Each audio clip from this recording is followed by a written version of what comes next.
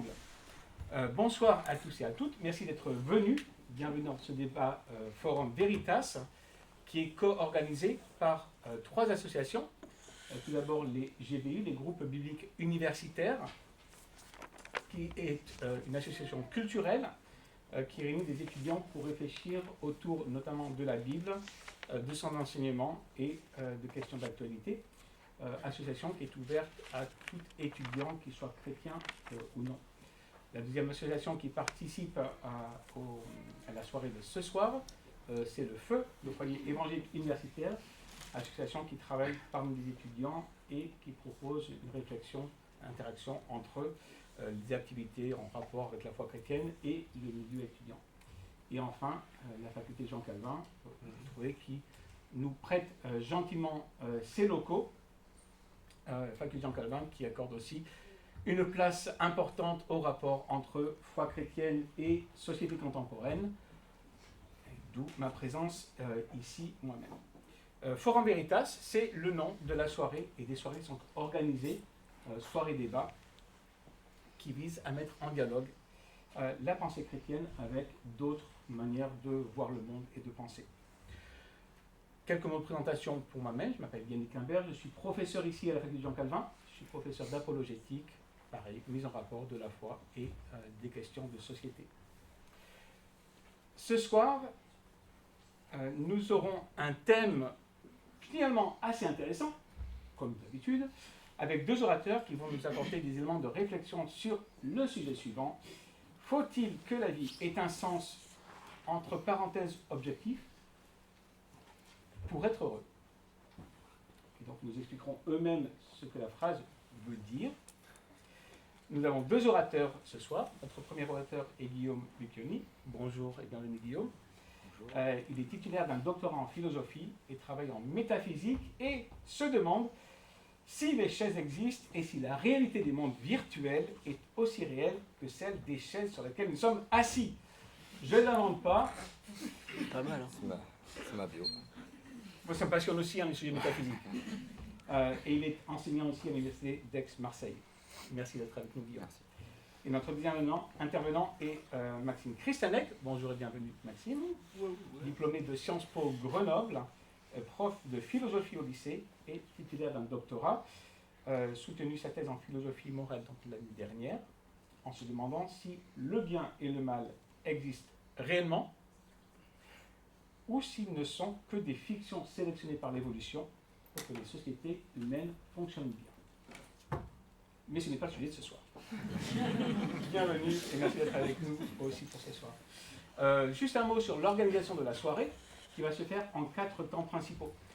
Tout d'abord, un temps dédié à chaque intervenant, un temps de 20 minutes.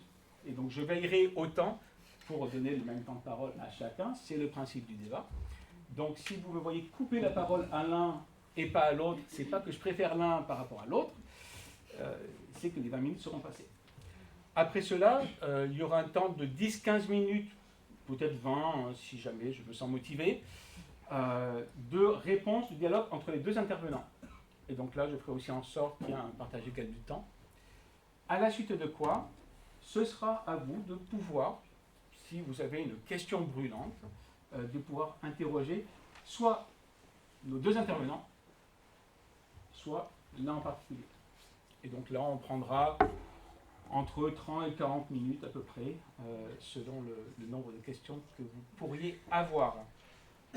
Et puis après, il y aura toujours un petit temps de conclusion et de quelques annonces supplémentaires en fin de soirée pour essayer de finir vers 21h30 à peu près. Si jamais, dernière annonce pratique, parce que je le vois en fait, c'est un très très bon exemple, si jamais vous êtes obligé de faire quelques allers-retours dehors et dans la salle, essayez de ne pas être trop dans la ligne de mire ici. Vous voyez la petite boîte aux lettres qui est au fond, c'est là où il y a la caméra qui enregistre la soirée. Du coup, vous vous cachez, vous vous baissez, vous passez plutôt sur la droite de la salle pour éviter de passer devant la caméra. Pour le confort de tous, donc je vous rappelle, petit rappel pédagogique bien sûr, c'est les téléphones portables en Mode avion ou arrêté? Bien joué. Et sans plus attendre, donc je donne la parole à Guillaume Biconi pour la première intervention de la soirée. Faut-il donc que la vie ait un sens objectif pour pouvoir être heureux? Et Guillaume, vous avez 20 minutes. Ok, super. Donc déjà, alors, je vous avoue, je ne me suis pas du tout chronométré, donc je ne sais pas du tout combien de temps ça va prendre. J'espère que je vais faire les 20 minutes. Alors, je suis très content de pouvoir parler ici. Alors, c'est un sujet, je vais vous avouer que ce n'est pas du tout mon domaine de spécialité. Ok. Le bonheur, ni le sens de la vie. Mais donc, la thèse que je vais essayer de défendre ici, c'est la thèse sur laquelle l'existence d'un sens objectif de la vie n'est pas nécessaire pour être heureux. Donc en clair, on peut être heureux même s'il n'y a pas de sens objectif dans la vie. Alors j'ai essayé de trouver un argument en faveur de cette thèse, et en fait j'ai pas trouvé d'argument vraiment en faveur de cette thèse, et donc du coup je me suis posé une question, comment ça se fait, pourquoi je trouve pas d'argument? Et en fait, il y a peut-être une raison pourquoi il n'y a pas d'argument, c'est parce que en fait je vois pas de lien logique, pour tout vous dire, entre le bonheur et le sens de la vie. Et ce que je vais essayer de montrer ici, c'est qu'il n'y a pas de lien logique entre le bonheur et le sens de la vie. C'est pas lié. Alors comment je vais faire ça? L'idée c'est de vous exposer la théorie qui selon moi est la meilleure sur le bonheur. C'est une théorie qu'on appelle l'expérientialisme. Et en vous exposant cette théorie, je vais essayer de la justifier. Et cette justification m'amènera à la conclusion selon laquelle en fait il n'y a pas de lien entre cette théorie, l'expérientialisme, et le sens de la vie. Alors qu'est-ce que c'est que l'expérientialisme?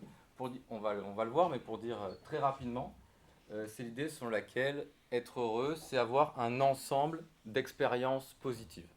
Okay? Et être malheureux, c'est avoir un ensemble ou une somme d'expériences négatives. Et on va voir ce que c'est. Donc voilà le plan. Donc d'abord, une distinction entre expérientialisme et extra-expérientialisme. Alors les noms sont un peu barbares, mais vous allez voir, c'est clair, enfin normalement. Donc je vais vous présenter les 3 grandes théories du bonheur qu'on peut classer dans ces 2 trucs. Et ensuite, je vais essayer de justifier l'expérientialisme. Alors en 2 temps, je vais devoir parler un petit peu d'une notion qui est essentielle à l'expérientialisme, qui est celle de conscience phénoménale. Donc je vais essayer d'expliquer ce que c'est que cette notion. Et ensuite, je vais proposer un argument, qui n'est pas de moi, mais un argument en faveur de l'expérientialisme, qui s'appelle l'argument de la sentience, qui est aussi un argument en faveur de l'antispécisme, bizarrement, ou du véganisme. Et enfin, on conclura sur, j'espère, vous serez d'accord avec moi, sur laquelle, du coup, l'expérientialisme n'est pas du tout lié à l'existence d'un sens objectif. Alors, ok. Donc, classiquement, on distingue 3 grandes théories du bonheur. Alors, cette distinction, elle a été faite par un philosophe qui s'appelle Derek Parfit dans Reason and Persons, livre qui normalement va être traduit cette année par un philosophe qui s'appelle Ian Schmidt à la fin d'année. Et Parfit distingue 3 grandes théories du bonheur. L'hédonisme, qui est la thèse sur laquelle le bonheur consiste en un ensemble d'expériences de plaisir. Donc à l'inverse, le malheur, c'est un ensemble d'expériences de déplaisir. Donc expérience de plaisir, ça peut être n'importe quoi, jouer à un jeu vidéo, manger un bon plat, boire un verre de vin, ce que vous voulez. Deuxièmement, la théorie de la satisfaction des désirs. Donc selon cette théorie, le bonheur consiste en la satisfaction de nos désirs. Peu importe vos désirs, ça peut être le désir de réussir socialement, le désir d'avoir des enfants, pourquoi pas, ou autre, d'écrire un livre, de faire des choses. Si ce désir est satisfait, c'est là, dans ce cas-là, que vous êtes heureux. Et enfin, la dernière théorie, grande théorie du bonheur, c'est la théorie de la liste objective. Alors là, selon cette théorie, il y aurait des éléments objectifs qui nous rendraient heureux. Être, par exemple, en bonne santé, avoir un bon emploi, ou autre. Ok, alors du coup, ces 3 grandes théories, on peut les classer soit comme des théories expérientialistes, soit comme des théories extra-expérientialistes. Alors, l'expérientialisme, c'est une thèse assez simple. Elle vous dit que seul ce qui affecte l'expérience d'une personne peut influencer son bonheur. Okay? Pour être heureux, il faut faire une expérience. Okay? Alors, exemple de la tromperie, si un proche vous trompe, mais que vous n'en faites jamais l'expérience, vous ne le savez pas, vous ne vous en doutez pas, alors ça n'affectera pas votre bien-être ou votre bonheur. Okay? Donc l'idée, c'est que pour que quelque chose affecte votre bonheur, il est nécessaire que vous en fassiez l'expérience subjective. Ça, c'est la grande thèse expérientialiste. A l'inverse, l'extra-expérientialisme, c'est la thèse sur laquelle il existe des choses non expérimentées, c'est-à-dire dont on ne fait pas l'expérience, et qui peuvent affecter notre bonheur. Okay ? Donc, l'extra-expérientialisme ne nie pas que l'expérience soit importante pour être heureux, mais par contre, ce qu'elle dit, c'est qu'il existe des choses dont on ne fait pas nécessairement l'expérience, et ces choses-là affectent notre bonheur. Ok, alors comment on classe les trois théories précédentes dans ces deux cases-là? Alors, la théorie de la satisfaction des désirs est une théorie extra-expérientialiste. Pourquoi? Parce que la théorie de la satisfaction des désirs implique deux choses, et uniquement deux choses. Un désir, donc il faut avoir un désir, jusque-là tout va bien. Et deux, l'état du monde cohérent avec ce désir. Okay? Donc, il n'y a pas de relation nécessaire entre la satisfaction d'un désir et l'expérience qu'on en fait. Par exemple, je peux vouloir que mes amis ne me mentent pas, et si c'est le cas, même si je ne le sais pas, ça participe à mon bonheur. Vous voyez l'idée? Donc l'idée, c'est de dire que je ne suis pas obligé de faire l'expérience de tous mes désirs pour que ça participe à mon bonheur, pour être heureux. La théorie de la liste objective, pareil, c'est une théorie extra-expérientialiste. Pourquoi? Parce que il peut exister des biens dont on ne fait pas nécessairement l'expérience et qui vont nous rendre heureux. Okay? Une idée, un exemple classique souvent, c'est l'idée que si un ami médit de vous, okay, même si vous ne le savez pas, en fait, ça va nuire à votre amitié, ça va nuire à votre bonheur. Vous n'êtes pas nécessairement obligé de faire l'expérience de ces choses pour que ça nuise à votre bonheur. Ok. Maintenant, la théorie expérientialiste par excellence, c'est l'hédonisme. Pourquoi? Parce que ça vient de la définition même de l'hédonisme. Le bonheur, c'est un ensemble d'expériences de plaisir. Ok? Donc du coup, ça c'est véritablement une théorie expérientialiste, selon les hédonistes. Pour être heureux, il faut faire des expériences de plaisir. Alors, l'expérientialisme, c'est pas identique à l'hédonisme. Pourquoi? Parce qu'il peut exister des expériences positives qui ne sont pas des expériences de plaisir. Et là, on peut imaginer l'expérience de la compassion humaine, d'aimer, d'être aimé, l'expérience de la découverte ou l'expérience de la compréhension de quelque chose. Vous voyez? Ces expériences, ce n'est pas forcément des expériences de plaisir, mais ce sont des expériences positives. Et selon l'expérientialisme, c'est ça qui vous rend heureux. Avoir un ensemble, une somme d'expériences positives, quelles qu'elles soient. Ok. Alors, maintenant, je vais essayer de proposer une justification de cette thèse. Pourquoi on doit accepter le fait que l'expérientialisme, c'est une bonne théorie du bonheur? Alors, pour justifier cette thèse, je vais d'abord devoir vous parler rapidement de la notion de la conscience phénoménale. Alors, qu'est-ce que c'est que la conscience phénoménale? Pour l'expérientialisme, et ça c'est vraiment une thèse importante, la valeur provient de l'expérience consciente que nous faisons du monde. La conscience, en gros, c'est la source de toute valeur dans le monde. Sans conscience, il n'y a pas de bien, il n'y a pas de mal, il n'y a pas de bonheur, il n'y a pas de malheur. Okay? Et ça, cette thèse-là, elle est défendue par plusieurs expérientialistes, mais par un type qui s'appelle Philippe Goff, qui a écrit un livre qui s'appelle L'erreur de Galilée. Et je vous donne la petite citation.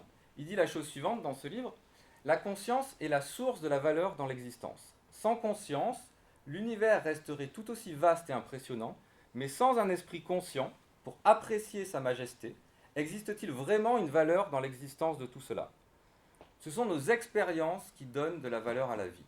Des plaisirs exaltants, des émotions profondes, des pensées subtiles, sans conscience, rien de tout cela n'est possible. Donc l'idée ici de Philippe Goff, c'est que lorsqu'il fait référence à la conscience et à l'expérience qui donnent de la valeur à la vie, il fait référence en fait à ce qu'on appelle la conscience phénoménale. C'est une notion qu'on trouve notamment chez David Chalmers, dans son grand livre L'esprit conscient. Et la conscience phénoménale, c'est quoi? C'est tout simplement l'expérience consciente subjective que je fais du monde. Ok. Le philosophe Thomas Nagel a écrit un article qui s'appelle « Quel effet cela fait d'être une chauve-souris ?» Très bon article. Et dans cet article, il affirme que être conscient, ok, c'est, il dit, un être est conscient si il y a un effet que cela fait d'être cet être. Et la conscience phénoménale, c'est cette chose-là, c'est l'effet que cela fait de ressentir, de penser, d'agir. Vous voyez ? Alors, en gros, ce sont des formes d'expérience subjective. Alors, il y a plein de types d'expériences subjectives différentes. Je vais donner quelques exemples. Il y a des expériences sensorielles. Par exemple, quel effet cela fait de voir une couleur. Vous avez des expériences affectives. Quel effet cela fait de ressentir une douleur, de ressentir une joie. Il y a des expériences cognitives. Penser intensément. Ou résoudre un problème. Même un mot croisé ou un Rubik's Cube, peu importe. Et il y a aussi des expériences agentives. Par exemple, le désir d'agir ou décider d'agir. Ok. Ce qu'il faut bien comprendre, c'est que la conscience phénoménale, cet effet que cela fait de ressentir les choses, doit clairement être distingué de l'intelligence, et notamment de l'intelligence humaine.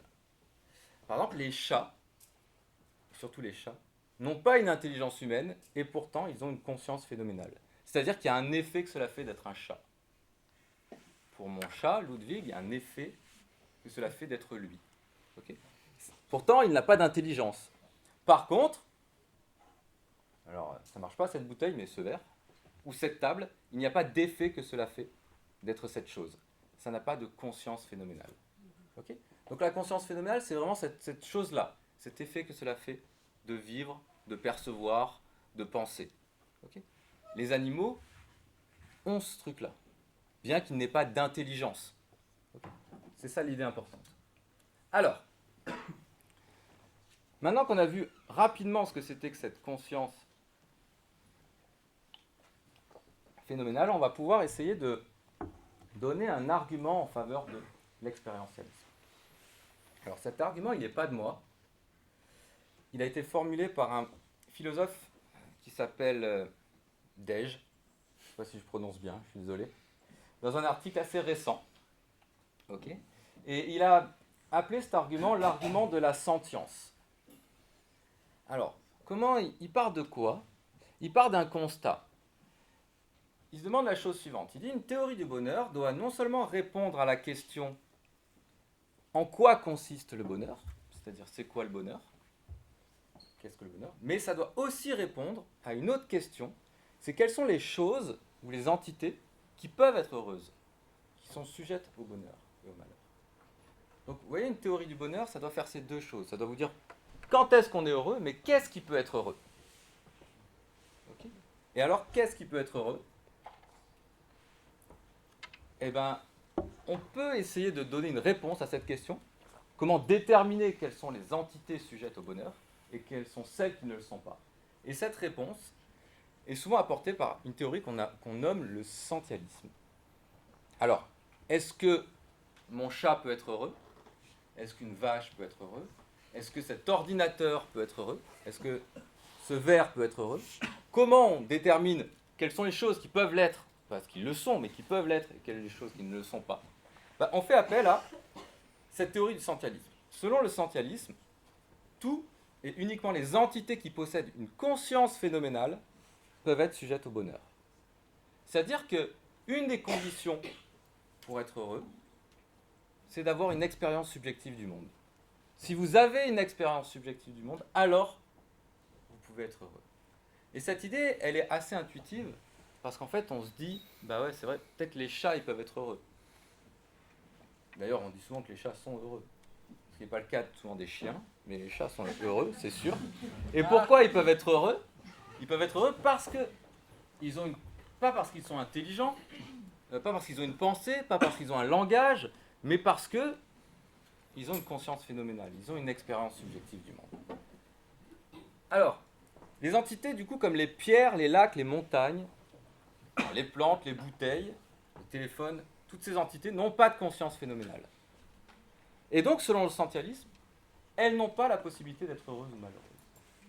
Par contre, l'immense majorité des animaux, alors je ne sais pas si tous les animaux ont une conscience phénoménale, ça c'est une question, les huîtres, je sais pas. Mais en tout cas, l'immense majorité des animaux, c'est sûr, possèdent une conscience phénoménale. Donc, par conséquent, sont sujets au bonheur. Donc le bonheur s'applique à tous les êtres qui ont une conscience phénoménale et ne s'applique pas aux êtres qui n'en ont pas. Cela n'a pas de sens de se poser la question du bonheur de la montagne, ou du bonheur de l'arbre, ou du bonheur de l'ordinateur. Cette question n'a pas de sens parce que ça ne peut pas être heureux, ces trucs-là. Et pourquoi ça ne peut pas être heureux? Ça ne peut pas être heureux parce que ça ne fait pas d'expérience subjective dans le monde. Ok. Alors cette théorie du sentialisme, c'est pas un truc extravagant. C'est-à-dire qu'elle est aujourd'hui largement soutenue dans un autre domaine de la philosophie, qui concerne la morale, et elle vous dit que les entités qui sont des patients moraux, c'est-à-dire les entités qui ont des droits moraux, pas des devoirs, mais des droits moraux, ont une conscience phénoménale.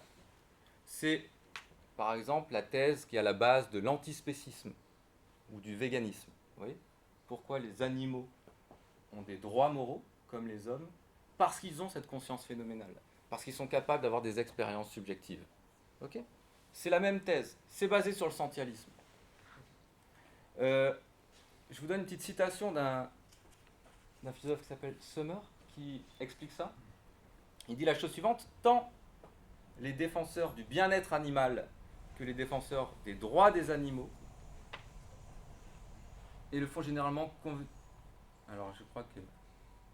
peuvent et le font généralement convenir que 1. Une créature a une position morale dès lors qu'elle a des intérêts.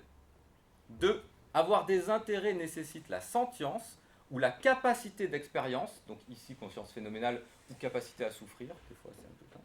Et de nombreux animaux ont des intérêts dans ce sens et ont donc une position morale. Vous pouvez défendre le véganisme ou l'antispécisme à l'aide de cette théorie du sentialisme.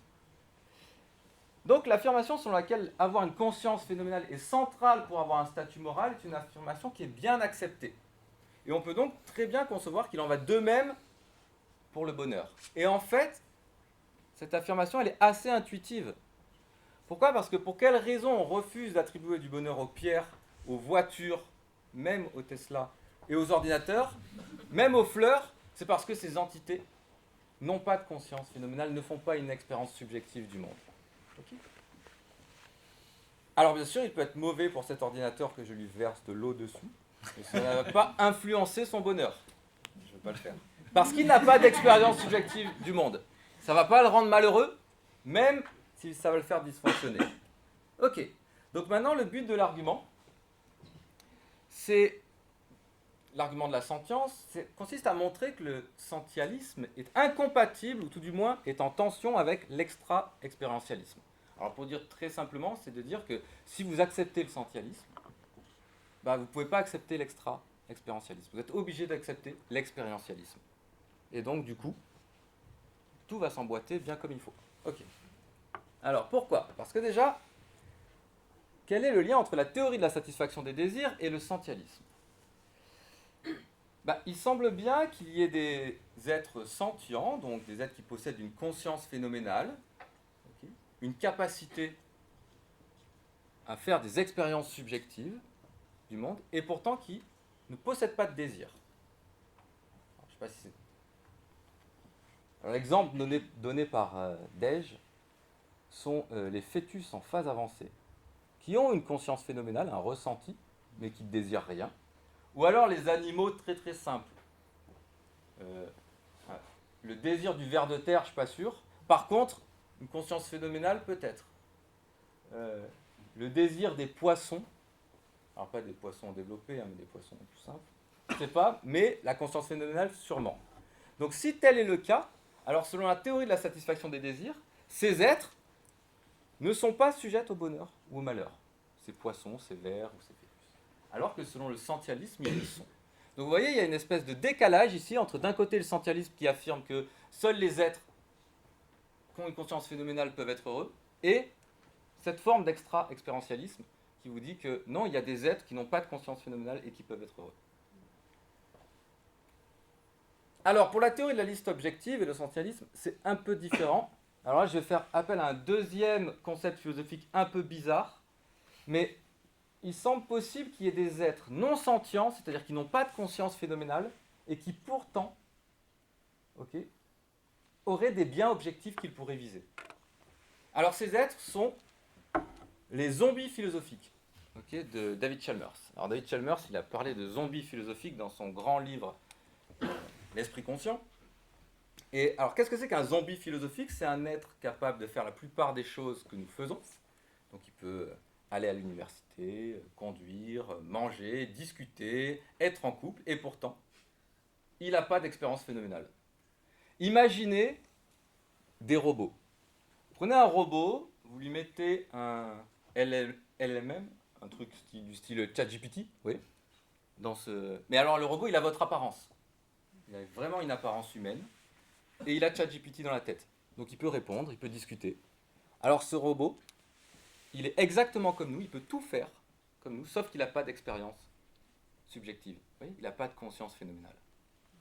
Alors si tel est le cas, si ces choses existent, ces robots, qui existeront bientôt, je suppose, j'espère, ou ces zombies, en tout cas, si ça existe, ces trucs-là ont des intérêts. Ils sont capables d'accomplir de nombreuses actions et qui sont bonnes pour eux.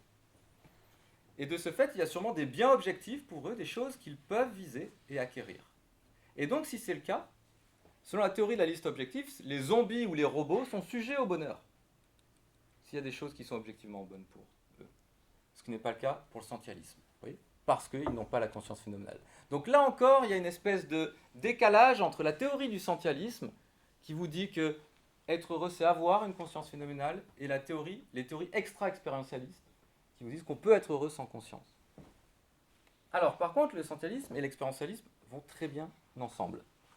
Les êtres sujets au bonheur sont des êtres qui ont une conscience phénoménale, qui ont une expérience subjective, tout simplement parce que être heureux, c'est avoir un ensemble d'expériences subjectives positives.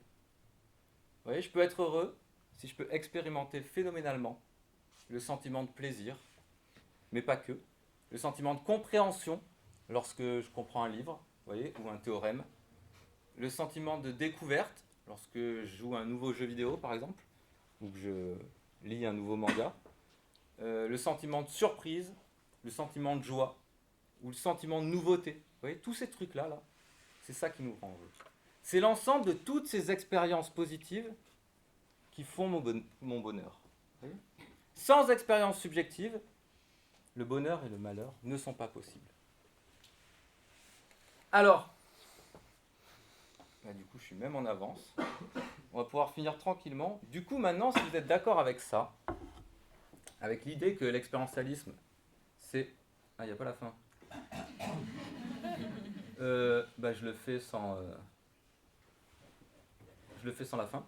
Donc, si vous êtes d'accord avec ça, donc à savoir que l'expérientialisme est une bonne théorie du bonheur, alors, du coup, vous allez être d'accord avec le fait que vous pouvez être heureux même s'il n'y a pas de sens objectif de la vie. Pourquoi ? Parce que dans l'expérientialisme ne fait jamais appel à la notion de sens objectif de la vie. Qu'est-ce qu'il faut pour être heureux ? Il faut avoir un ensemble d'expériences positives. C'est tout. Vous n'avez pas besoin d'un sens objectif donné par un dieu ou plusieurs dieux, ou une conscience universelle, comme les panpsychistes le pensent, ou un grand architecte. Peu importe, vous voyez ? Quelque chose qui donnerait un sens objectif à la nature, à la réalité. Ça, l'expérientialisme ne prend pas en compte ce truc-là. Il vous dit juste simplement, être heureux, c'est quoi ? C'est faire toutes sortes d'expériences dans votre vie. Donc vous devez avoir une conscience phénoménale, c'est sûr. Vous pouvez faire des expériences subjectives, et ces expériences subjectives, il faut qu'elles soient positives. Si vous faites des expériences négatives, vous allez être malheureux. Si vous faites des expériences positives, vous allez être heureux. Donc tout ce qu'il vous faut pour être heureux, c'est une conscience. C'est tout. Et je vous remercie.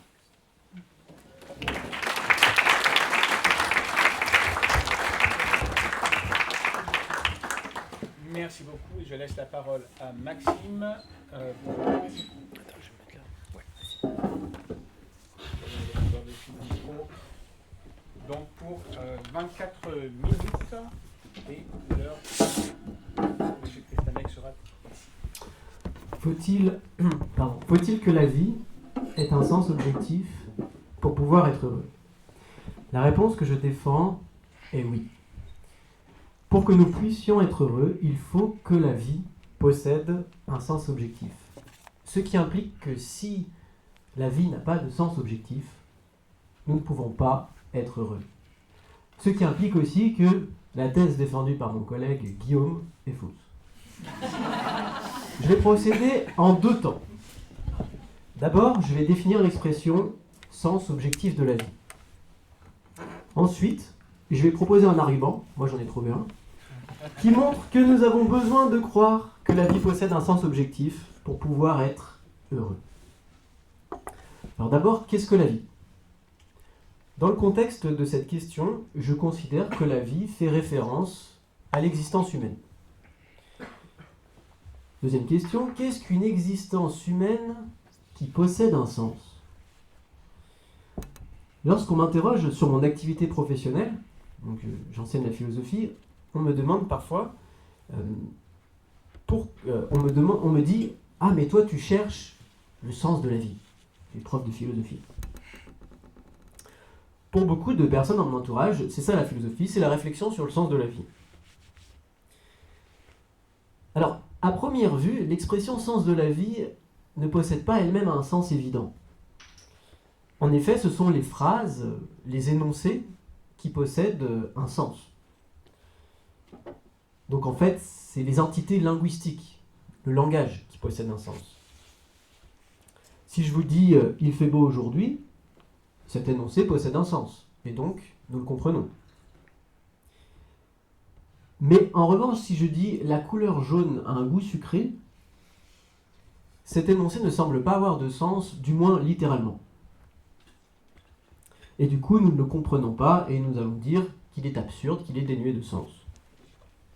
L'expression « sens de la vie », à première vue, fait partie de cette catégorie d'énoncés. Il ne semble pas avoir de sens parce qu'il y a un usage inapproprié des mots. Comme les couleurs n'ont pas de goût, eh bien la vie n'a pas de sens. Ce sont seulement les phrases qui ont un sens. Et pour cette raison, notamment, de nombreux philosophes ont conclu que la question « la vie a-t-elle un sens ?» n'a elle-même pas de sens, et du coup, ils ne s'intéressent pas à cette question. Cependant, cette réponse n'est pas satisfaisante, parce qu'elle repose sur une conception étroitement linguistique de la signification. Selon cette conception, seuls les énoncés linguistiques ont une signification. Mais ce n'est pas le cas. Il y a plein de choses qui ont du sens sans que ce soit du langage. Les conduites, les actions, les regards peuvent avoir du sens. Donc, cette thèse étroite de la signification qui réduit la signification aux énoncés linguistiques semble vraisemblablement fausse. Si elle est fausse, alors il est possible que la vie, tout comme les regards, les actions et les attitudes, puissent avoir un sens. En plus, nous sommes encouragés à penser que cette expression « sens de la vie » a un sens, puisque c'est une expression qu'on utilise dans nos conversations, dans certaines de nos conversations. Alors, si l'expression « sens de la vie » possède un sens, en quoi consiste-t-il ? Les philosophes ont identifié au moins 2 sens à l'expression « sens de la vie ». Premier sens, la vie a un but objectif, ou l'existence humaine a un but objectif. Deuxième sens, la vie ou l'existence humaine a une importance réelle, une importance qui compte. Alors, lorsqu'une personne cherche à comprendre le sens d'un de mes choix, par exemple, pourquoi as-tu fait une thèse en philosophie, et que je lui donne l'un de mes buts, parce que je veux devenir riche, la personne qui me pose cette question est satisfaite, parce que ma réponse fait sens. Bon, en tout cas, je lui ai donné un de mes buts, je lui ai donné un but. Telle action prend sens à la lumière de tel but. Alors comment se fait-il que nous ayons des buts ? Eh bien, nos buts sont produits par nos désirs. Par exemple, si j'ai le désir de rendre ma fiancée heureuse, alors j'ai pour but de rendre ma fiancée heureuse. La poursuite de ces buts, produits par mes désirs, donne sens à ma vie. Et lorsqu'une personne agit sans aucun but, nous disons volontiers que son action est absurde ou insensée. Alors voilà pour le premier sens de l'expression sens de la vie. Le deuxième sens renvoie à celle d'importance. Parfois on me demande « Pourquoi as-tu choisi d'enseigner la philosophie ?» Et je réponds parce que cela fait sens pour moi, au sens où pour moi c'est important d'entraîner les jeunes à l'art de la réflexion argumentée sur des questions importantes. La notion d'importance peut elle-même être analysée en termes de valeur. Si quelque chose a de l'importance pour moi, c'est parce que je lui attribue de la valeur. Plus précisément, ce sont mes buts, mais aussi mes réalisations et mon existence qui possèdent une certaine valeur à mes yeux. Ainsi, chacun d'entre nous donnons du sens à notre vie en poursuivant nos buts qui découlent de nos désirs et en attribuant de la valeur à certaines choses. Nous pouvons qualifier cette première analyse de l'expression sens de la vie de subjectiviste, puisque tout dépend de nos jugements de valeur subjectifs et de nos désirs qui sont subjectifs, c'est-à-dire propres à chacun, qui découlent de notre conscience phénoménale, comme l'a dit Guillaume. Cependant, même si cette analyse subjectiviste de l'expression sens de la vie est intéressante, il me semble qu'elle manque un élément important dans l'expression sens de la vie. Les philosophes distinguent de manière générale l'objectivité de la subjectivité. L'objectivité et la subjectivité peuvent être considérées comme des propriétés, c'est-à-dire des caractéristiques des choses.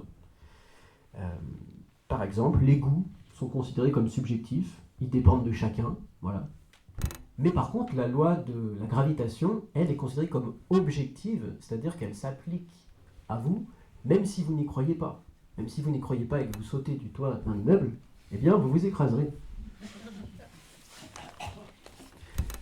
Donc, quelque chose qui est objectif existe, est là, indépendamment des réactions subjectives des individus.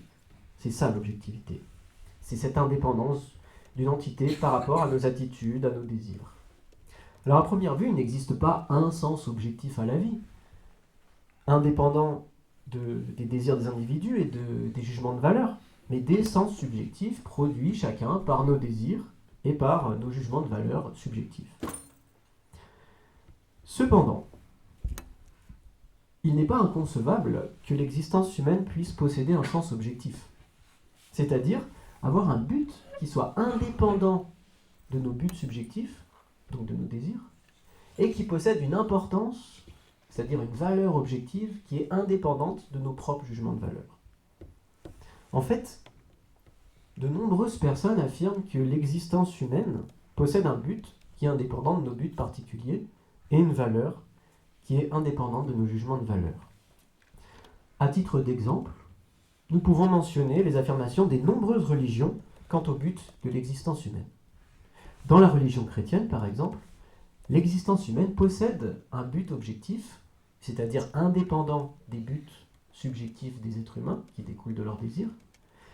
Quel est ce but, d'après la foi chrétienne? C'est de créer une relation avec Dieu, donc notre Créateur, le Créateur en tout cas des êtres humains qui ont des désirs, du point de vue chrétien, et de chercher à le connaître, de laisser son caractère se faire transformer par lui pour lui ressembler de plus en plus. Voilà, ça c'est ce que dit la religion chrétienne. Dans la religion bouddhiste, le but de l'existence est très différent, c'est la disparition de son individualité, au terme pour arrêter le cycle des réincarnations, mais ce but est aussi objectif, il est indépendant de ce que désirent les gens. Dans l'ancienne religion polythéiste des Vikings, le but de l'existence, c'était de se battre et d'avoir une belle mort sur le champ de bataille. Encore une fois, c'est un but objectif. En fait, pendant une longue période historique, on peut supposer que la plupart des individus croyaient que l'existence humaine avait un but objectif et une importance réelle. Donc que la vie avait un sens objectif. Ma conclusion, c'est que la question « l'existence humaine possède-t-elle un sens objectif ?» possède un sens. Pour récapituler, une existence avec un sens objectif est une vie qui possède un but objectif, indépendant de nos buts particuliers, et une importance réelle, c'est-à-dire une importance objective qui est indépendante de nos propres jugements de valeur.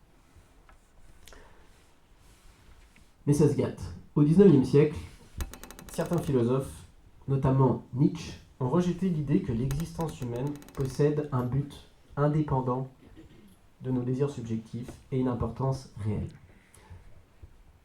Cette position dans le débat est appelée nihiliste. Selon les nihilistes, l'existence humaine est absurde. Et par absurde, ils veulent dire par là qu'elle n'a pas de but objectif et qu'elle n'a pas de réelle importance. Alors, une fois notre pensée éclaircie sur l'expression sens objectif de la vie, nous pouvons nous poser la question de ce soir, faut-il que la vie possède un but objectif et une importance réelle pour pouvoir être heureux? L'adjectif heureux renvoie à la notion de bonheur. Pour ma part, je souscris entièrement et sans aucune difficulté à la théorie expérientialiste exposée par mon collègue. Pour être heureux, il suffit d'avoir des expériences positives, qu'il s'agisse de sensations agréables ou d'états mentaux plus complexes, comme les émotions et les sentiments agréables. Alors, avant de répondre à la question, il est important d'apporter 3 précisions à la thèse que je défends. Premièrement, j'affirme que pour pouvoir être heureux, il faut que la vie ait un sens objectif, et plus précisément, il faut croire que la vie est un sens objectif. En fait, même si la vie n'avait pas de sens objectif, mais que nous y croyons, nous pouvons être heureux. C'est la croyance en le sens objectif qui est importante pour le bonheur. Deuxième précision, je n'affirme pas que pour être heureux, il suffit simplement de croire que la vie a un sens objectif. Il faut d'autres conditions, il faut d'autres choses. Mais ce que j'affirme, c'est que c'est une condition nécessaire, mais pas suffisante pour être heureux. Voilà. Il faut cette croyance, un sens objectif, c'est nécessaire, mais pas suffisant. Troisième précision, j'adopte une version gradualiste de la théorie expérientialiste. Donc je suis d'accord avec mon collègue, on est heureux ou malheureux selon les états, les expériences positives ou négatives qu'on fait, mais je pense que c'est plus complexe que ça et qu'en fait, c'est graduel. Parfois, on est un petit peu heureux, des fois, on est vraiment très heureux, des fois, on n'est ni heureux ni malheureux, des fois, on est un petit peu malheureux. Donc, c'est graduel.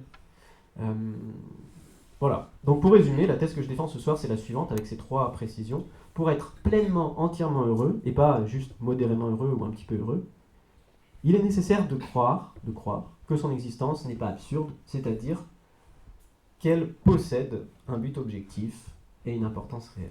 Alors, pourquoi penser qu'il faut croire que la vie possède un but objectif et une importance réelle pour pouvoir être pleinement heureux? Je vais vous proposer un argument, l'argument des émotions négatives. Alors, l'argument est composé de 2 affirmations, 2 propositions, P1 et P2. La première, c'est que réaliser que notre existence est absurde, qu'elle n'a pas de but objectif et pas d'importance réelle, produit des expériences négatives importantes. Ces expériences négatives, selon la théorie expérientialiste, c'est par exemple l'angoisse, l'anxiété, la dépression, le désespoir, ou peut-être juste l'ennui. Bon.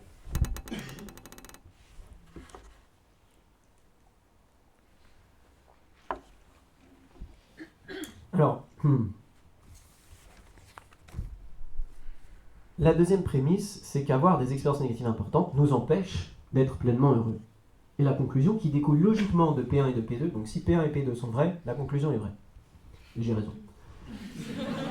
Donc, la deuxième prémisse ne fait pas tellement débat. Je pense qu'on est d'accord avec mon collègue. C'est surtout sur P1 que va se concentrer le débat. Alors, pour défendre P1, parce qu'il ne suffit pas juste d'affirmer, il faut défendre, je mobilise une théorie qui s'appelle la théorie de la cause cognitive des émotions. Selon cette théorie, certaines de nos émotions sont causées par des croyances. Cognitif, ça veut dire croyance. Par exemple, si je crois que j'ai décroché un emploi, je vais éprouver une émotion de joie. Mais si je crois que j'ai une maladie grave, on vient de me l'apprendre, je vais éprouver de l'anxiété, de la peur. Vous voyez, nos émotions sont causées par des croyances. Alors la question qu'on peut se poser, c'est quel type d'émotion produit la croyance selon laquelle mon existence est absurde? Si j'ai cette croyance-là, quel type d'émotion ça va produire? C'est ce que j'ai dit, vraisemblablement l'angoisse, la tristesse ou même le désespoir. Alors mais pourquoi penser cela? Pourquoi penser que de telles émotions vont être produites par cette croyance que ma vie est absurde, que mon existence est absurde? Alors pour bien le comprendre, il faut rappeler la théorie métaphysique des nihilistes. Les nihilistes, ceux qui pensent que l'existence est absurde, mobilisent une théorie qui s'appelle le physicalisme. Selon le physicalisme, tout ce qui existe est de nature physique, composé de molécules, d'atomes, de particules, voilà, il n'y a que du physique. Et d'après cette théorie, eh bien, il y a une conséquence assez simple, c'est que nous sommes mortels, puisque tout ce qui est physique meurt. Donc, voilà, nous sommes mortels et nous allons tous mourir. Alors,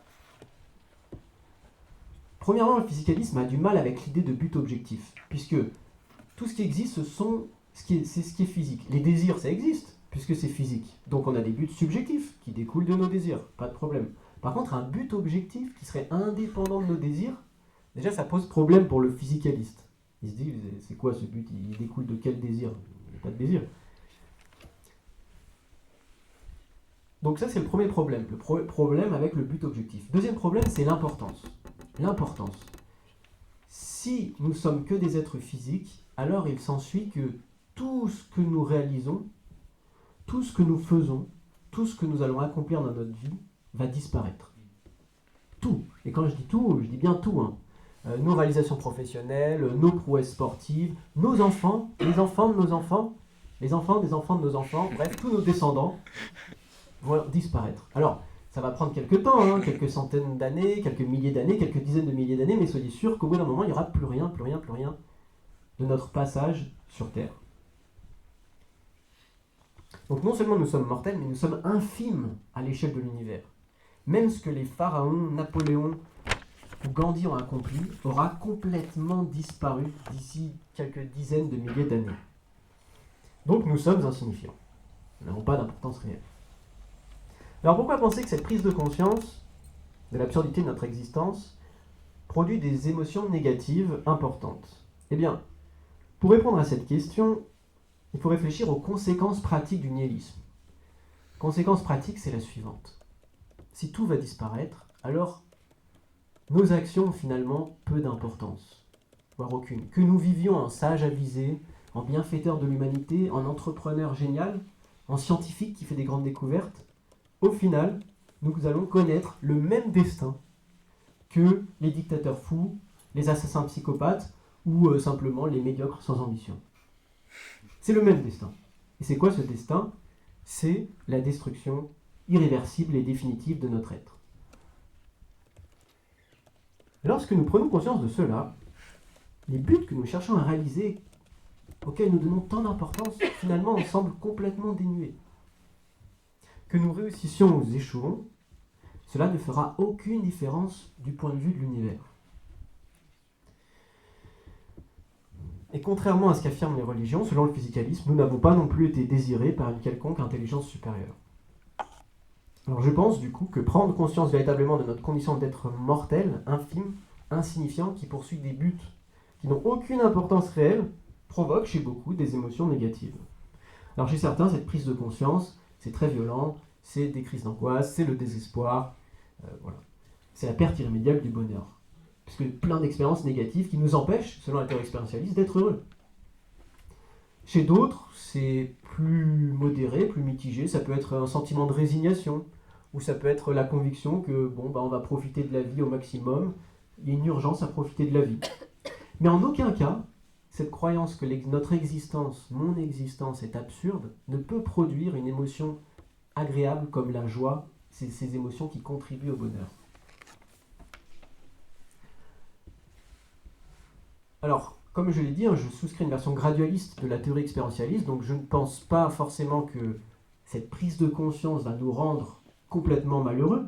Peut-être qu'elle va nous rendre un peu malheureux, mais en tout cas, ce qui est sûr, et c'est ce que je défends ce soir, ça va nous empêcher d'être pleinement heureux. C'est ça mon point, ça va nous empêcher d'être pleinement heureux. Alors, juste une objection qu'on pourrait faire à mon argument, que je présente très rapidement. Oui, mais il y a plein de gens, ils sont indifférents à la thèse nihiliste, ça leur fait ni chaud ni froid, que leur existence soit absurde. Si c'est vrai, P1 est faux, ou alors P1 n'est vrai que pour certaines personnes, peut-être qui ont des fragilités psychologiques. Bon.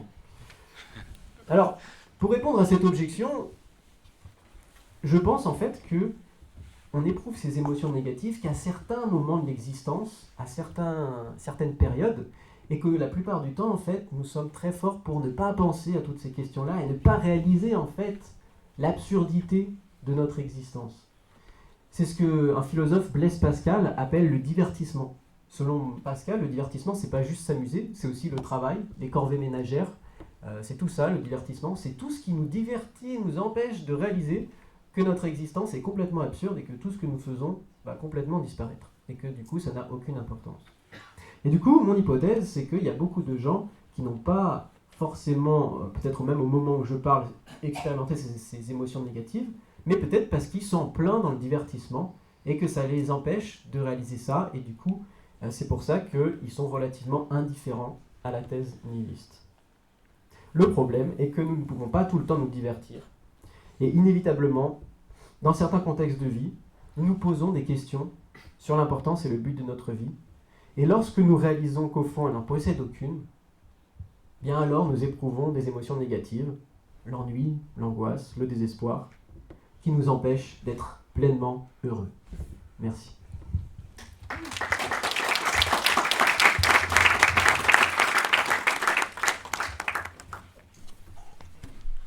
Merci messieurs pour vos deux interventions. Et c'est maintenant le temps, donc, de la deuxième partie de soirée, où je vais passer la parole de nouveau à l'un puis l'autre pour un dialogue entre les deux. J'accorderai, pour ceux qui ont suivi le temps, 2 minutes de plus à Maxime Kristanek, qui a pris 2 minutes de moins dans sa présentation initiale. Et donc je vais calculer mentalement ce que cela fait. Et donc je vais d'abord passer la parole à Guillaume Déconic pour rebondir, interagir avec la présentation de Maxime Kristanek, disons dans les 7-8 minutes pour partager le temps. Ouais. Est-ce que vous pouvez remettre juste l'argument avec les prémices? Parce que c'était là la critique, je pense, qui est la plus forte à faire. À mon avis, c'est la première prémisse qui est sûrement un petit peu trop forte. Et l'idée, ça serait de dire qu'en gros, alors déjà, c'est pas du tout sûr que croire que la vie n'a pas de sens objectif, ça soit croire que la vie est absurde. En fait, l'idée, c'est que je pense qu'on peut croire que la vie a un sens, enfin n'est pas absurde si on croit au sens subjectif en fait de la vie. C'est-à-dire c'est nous qui donnons du sens à la vie. Et le fait de donner du sens à sa propre vie rend la vie non absurde. C'est cette idée-là, quoi. Alors, surtout, je pense qu'il n'est pas du tout certain que réaliser que la vie n'a pas de sens objectif produit des expériences négatives importantes. En fait, je pense que ce qui produit des expériences négatives importantes, c'est réaliser que sa vie n'a pas de sens, en fait. Et alors là, ouais, je suis d'accord. Si on réalise que notre vie personnelle n'a aucun sens, et c'est souvent, en fait, l'idée c'est un peu ça, c'est de dire que lorsqu'on recherche du sens à sa vie, alors c'est souvent à mon âge, à la quarantaine, où là on commence à se poser des questions, quoi. Et si on se dit, en fait, ce que j'ai fait là jusqu'à maintenant, ça n'avait pas de sens, c'est ça qui nous produit véritablement des grandes expériences négatives. Mais je pense pas que l'idée d'un sens objectif ici ait de l'influence, quoi. Je suis pas sûr, moi, que la vie est un sens objectif, quoi. Et pourtant, le fait de penser que ma vie à moi n'a pas de sens peut me rendre malheureux, quoi. Ouais, l'idée, ça serait un peu ça, quoi. Et alors, on pourrait même dire encore un truc encore plus fort, je pense, c'est de dire aussi que croire que la vie n'a pas de sens objectif, ça peut aussi être libérateur, quoi, en un certain sens. Dans le sens où vous dites, bah en fait, je suis contrôlé par rien, quoi.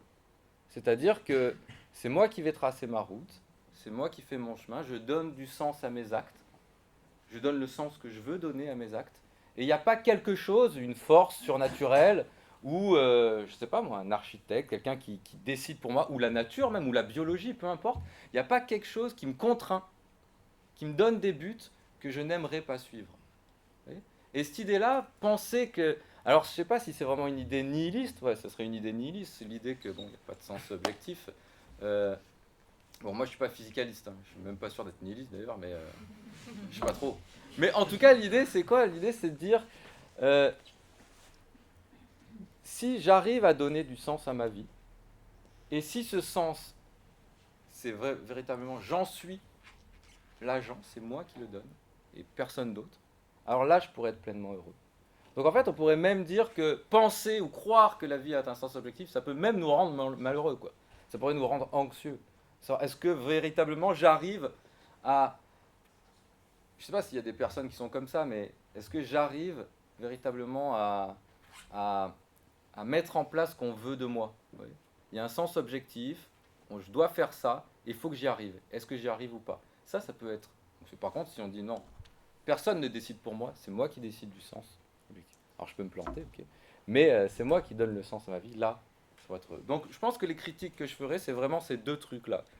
C'est l'idée en fait que le sens subjectif suffit, et même que ne pas croire au sens objectif libère. Ouais, ce serait un petit peu ce truc-là que je dirais à Maxime. Alors j'ai même pas fait 5 minutes, mais en fait j'ai pas grand-chose à te dire d'autre pour l'instant.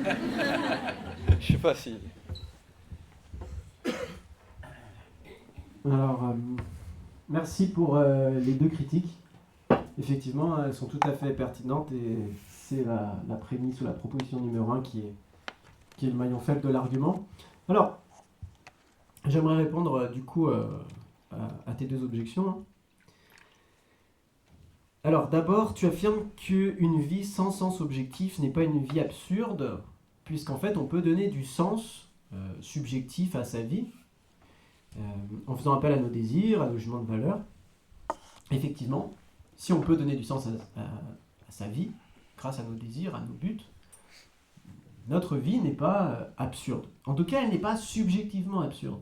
Et c'est la distinction que je fais. Une vie peut être objectivement absurde sans être subjectivement absurde. C'est-à-dire que on peut considérer qu'on a des désirs qui nous donnent des buts, et en même temps se dire, mais de toute façon, tout ça n'a aucun sens puisqu'il n'y a pas de sens objectif. Donc là-dessus, je ne conteste pas. Je ne dis pas que tout est absurde. Effectivement, on peut créer du sens. On peut vraiment créer du sens à partir de nos désirs. Moi, mon point, c'est de dire que créer du sens à partir de ses propres désirs n'est pas suffisant pour pouvoir être pleinement heureux. Ensuite, donc tu as contesté, je crois, l'affirmation donc, selon laquelle prendre conscience de l'absurdité objective de la vie produit des émotions négatives importantes. Selon toi, ce qui produit les émotions négatives importantes, c'est de réaliser que sa propre vie n'a subjectivement pas de sens. Hein, par exemple, vous réalisez à 40 ans qu'en fait, vos choix professionnels ne sont pas les bons, ça ne correspond pas à vos envies réelles, à vos désirs effectifs. Ou vous avez l'impression que vous passez du temps à des choses qui, en fait, à vos yeux, n'ont pas de valeur. Voilà, effectivement, c'est la fameuse crise de la quarantaine, ou la crise de la cinquantaine, ou de la soixantaine, je sais pas. Beaucoup de crises, mais voilà, on réalise que subjectivement, nos choix de vie ne correspondent pas à nos valeurs et à nos désirs profonds. Effectivement, moi, je suis entièrement d'accord avec toi, lorsqu'on réalise ça, on a des émotions négatives très importantes. Mais c'est pas parce qu'on a des émotions négatives très importantes quand on réalise que subjectivement ça va pas, qu'on n'en a pas quand on se rend compte qu'objectivement il n'y a aucun sens. Donc je pense en fait qu'il y a les deux. Quand on réalise que notre vie n'a pas de sens subjectivement, on a des émotions négatives très importantes, mais aussi quand on réalise que l'existence en général est absurde, eh bien on a aussi des émotions négatives très importantes. En tout cas, il ne me semble pas que tu as donné de raison de penser que cette prise de conscience ne produit pas d'émotions négatives importantes.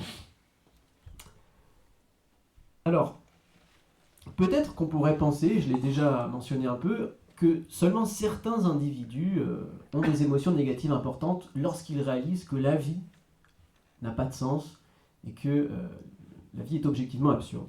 Alors j'aimerais j'aimerais répondre à cette objection que tu n'as pas faite, mais qui me semble pertinente, donc je vais quand même y répondre. Une manière de voir que cette prise de conscience produit chez les gens des émotions négatives très importantes, cette prise de conscience que la vie est objectivement absurde, je pense que ça peut être aussi de consulter la littérature. Les ouvrages de littérature, à mes yeux, sont des caisses de résonance des émotions universelles. Et nous disposons, il me semble, dans la littérature, de nombreux témoignages de personnes qui décrivent ces émotions négatives importantes lorsqu'elles réalisent que la vie, et non pas simplement leur vie, mais que la vie n'a aucun sens objectif. Alors, J'aimerais vous conseiller à titre d'exemple la lecture d'un livre qui m'a beaucoup marqué. Ça s'appelle Ma Confession de Léon Tolstoï, donc le grand écrivain russe qui a écrit Guerre et paix.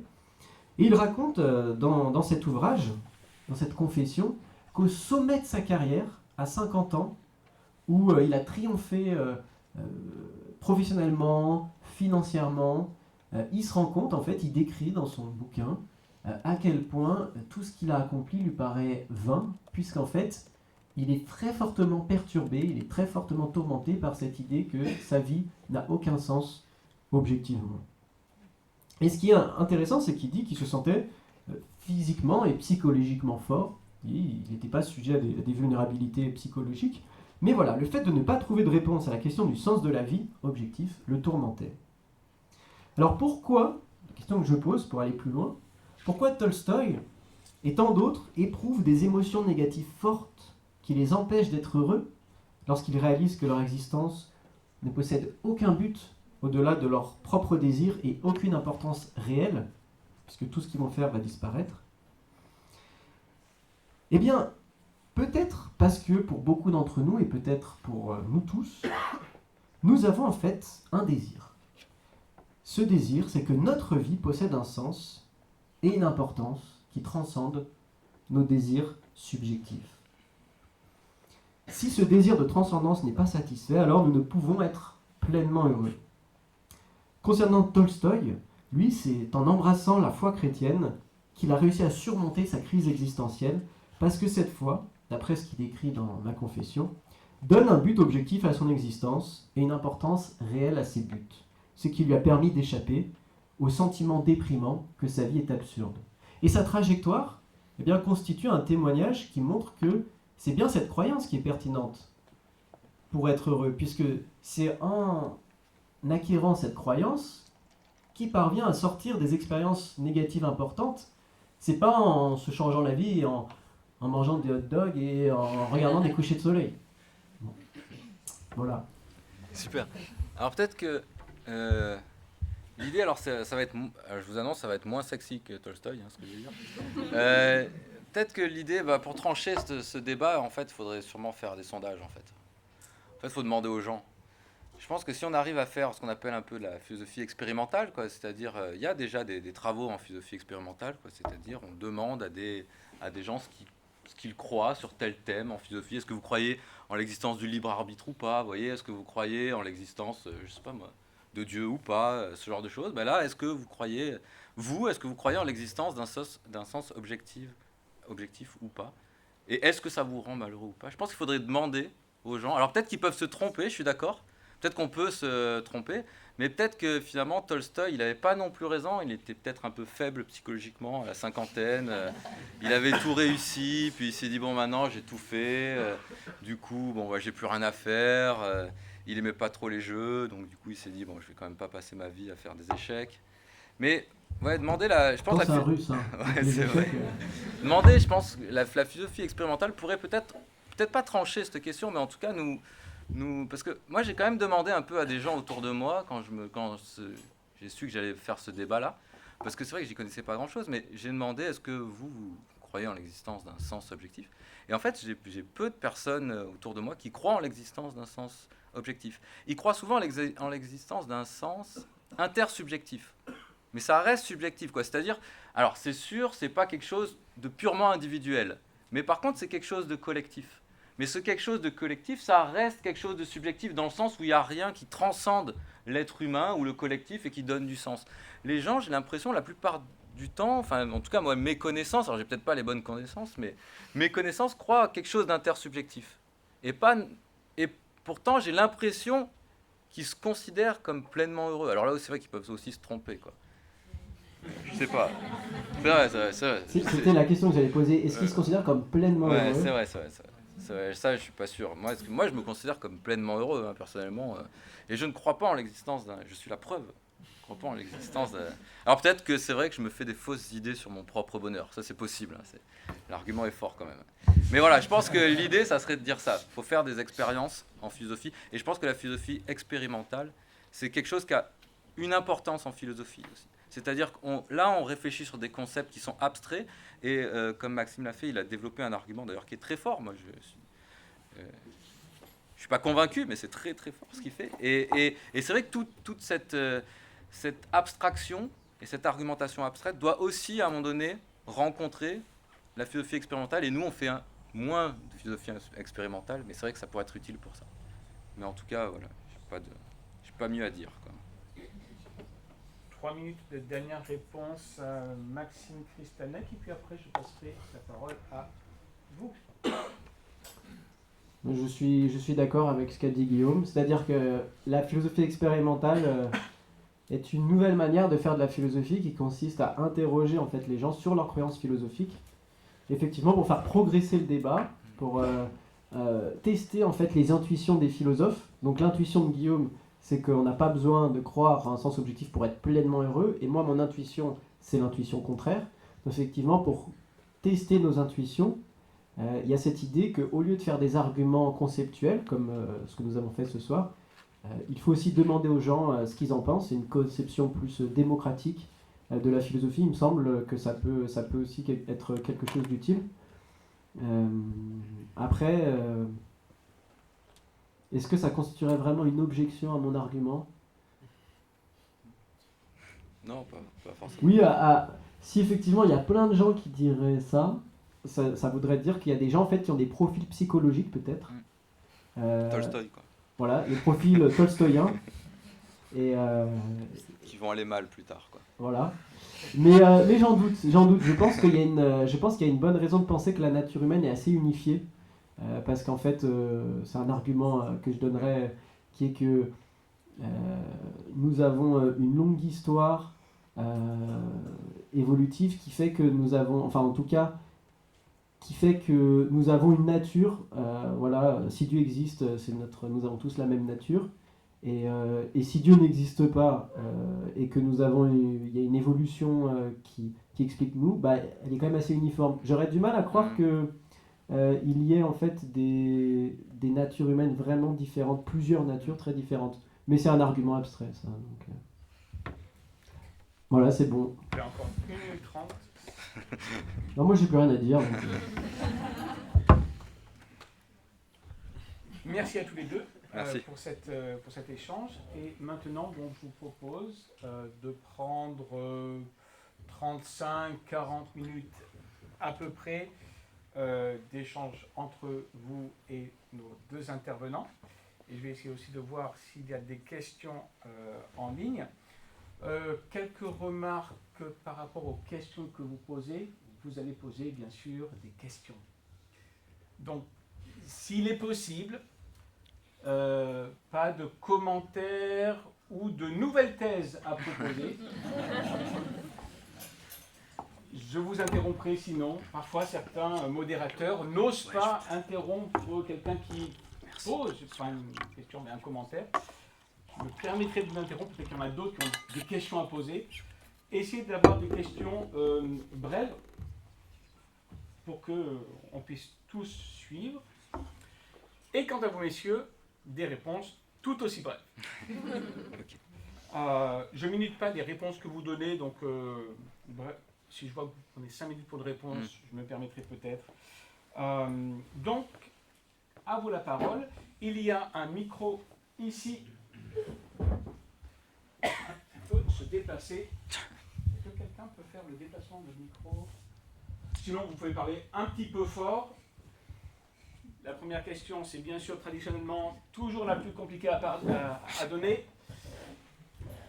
Ah ben non, fantastique. Je vais parler plus fort. Alors peut-être te lever et parler un peu fort, je ne sais pas quelle est la longueur du fil du micro. Moi j'ai une question pour Guillaume. Est-ce que selon toi, le bonheur, il est lié au hasard, une forme de chance ?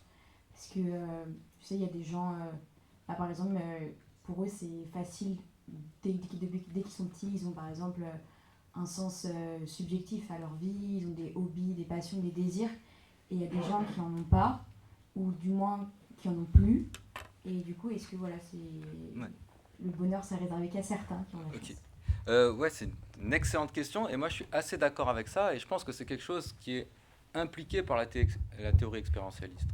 C'est l'idée qu'en fait, peu importe les types d'expériences positives que tu vas faire, c'est ça qui va te rendre heureux. Et en effet, il y a des gens qui sont plus enclins à faire des expériences positives que d'autres, quoi.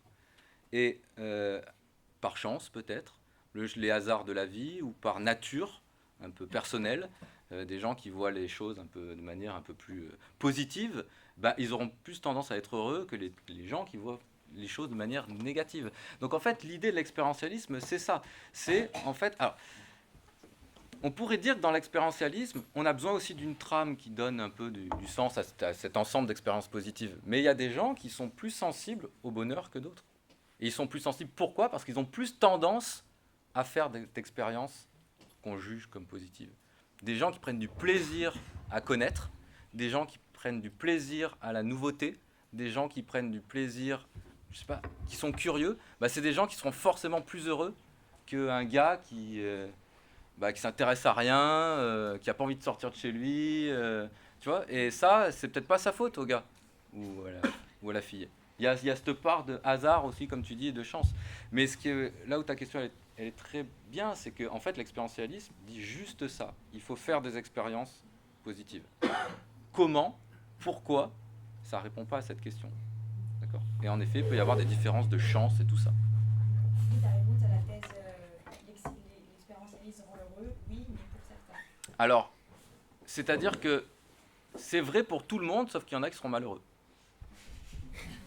C'est-à-dire c'est vrai pour tout le monde que c'est faire des expériences positives qui rend heureux. Seulement, il y en a qui font pas d'expériences positives, donc ils sont pas heureux. Mais ça marche pour tout le monde, et ça marche pour les animaux. Hein. Mon chat, il est heureux parce qu'il fait un ensemble d'expériences positives tout le temps. Il a des super croquettes. Et s'il fait un ensemble d'expériences négatives, il sera malheureux. Et ça, c'est de la chance parce qu'il est dans un foyer où il est bien nourri.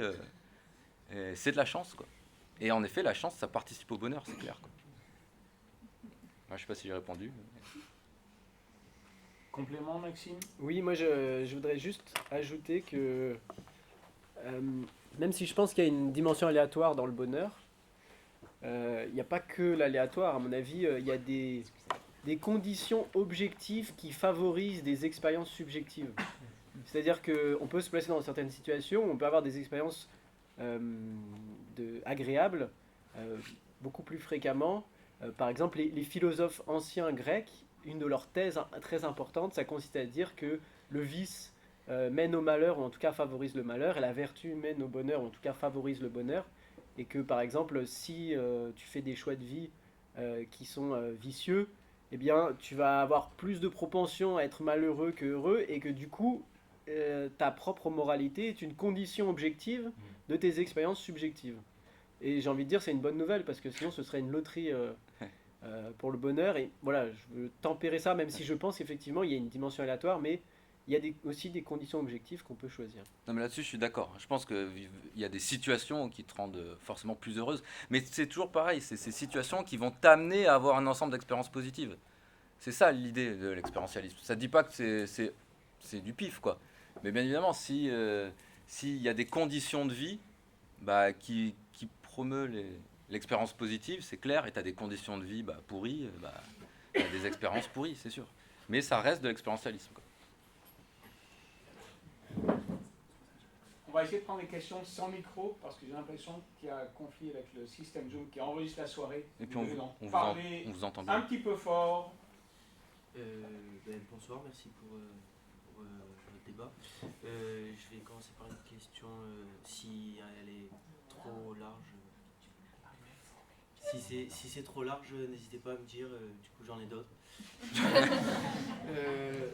Donc c'est une question pour vous deux. Selon vous, le droit objectif qui est imposé à tous, est-il un élément constituant au sens de la vie ?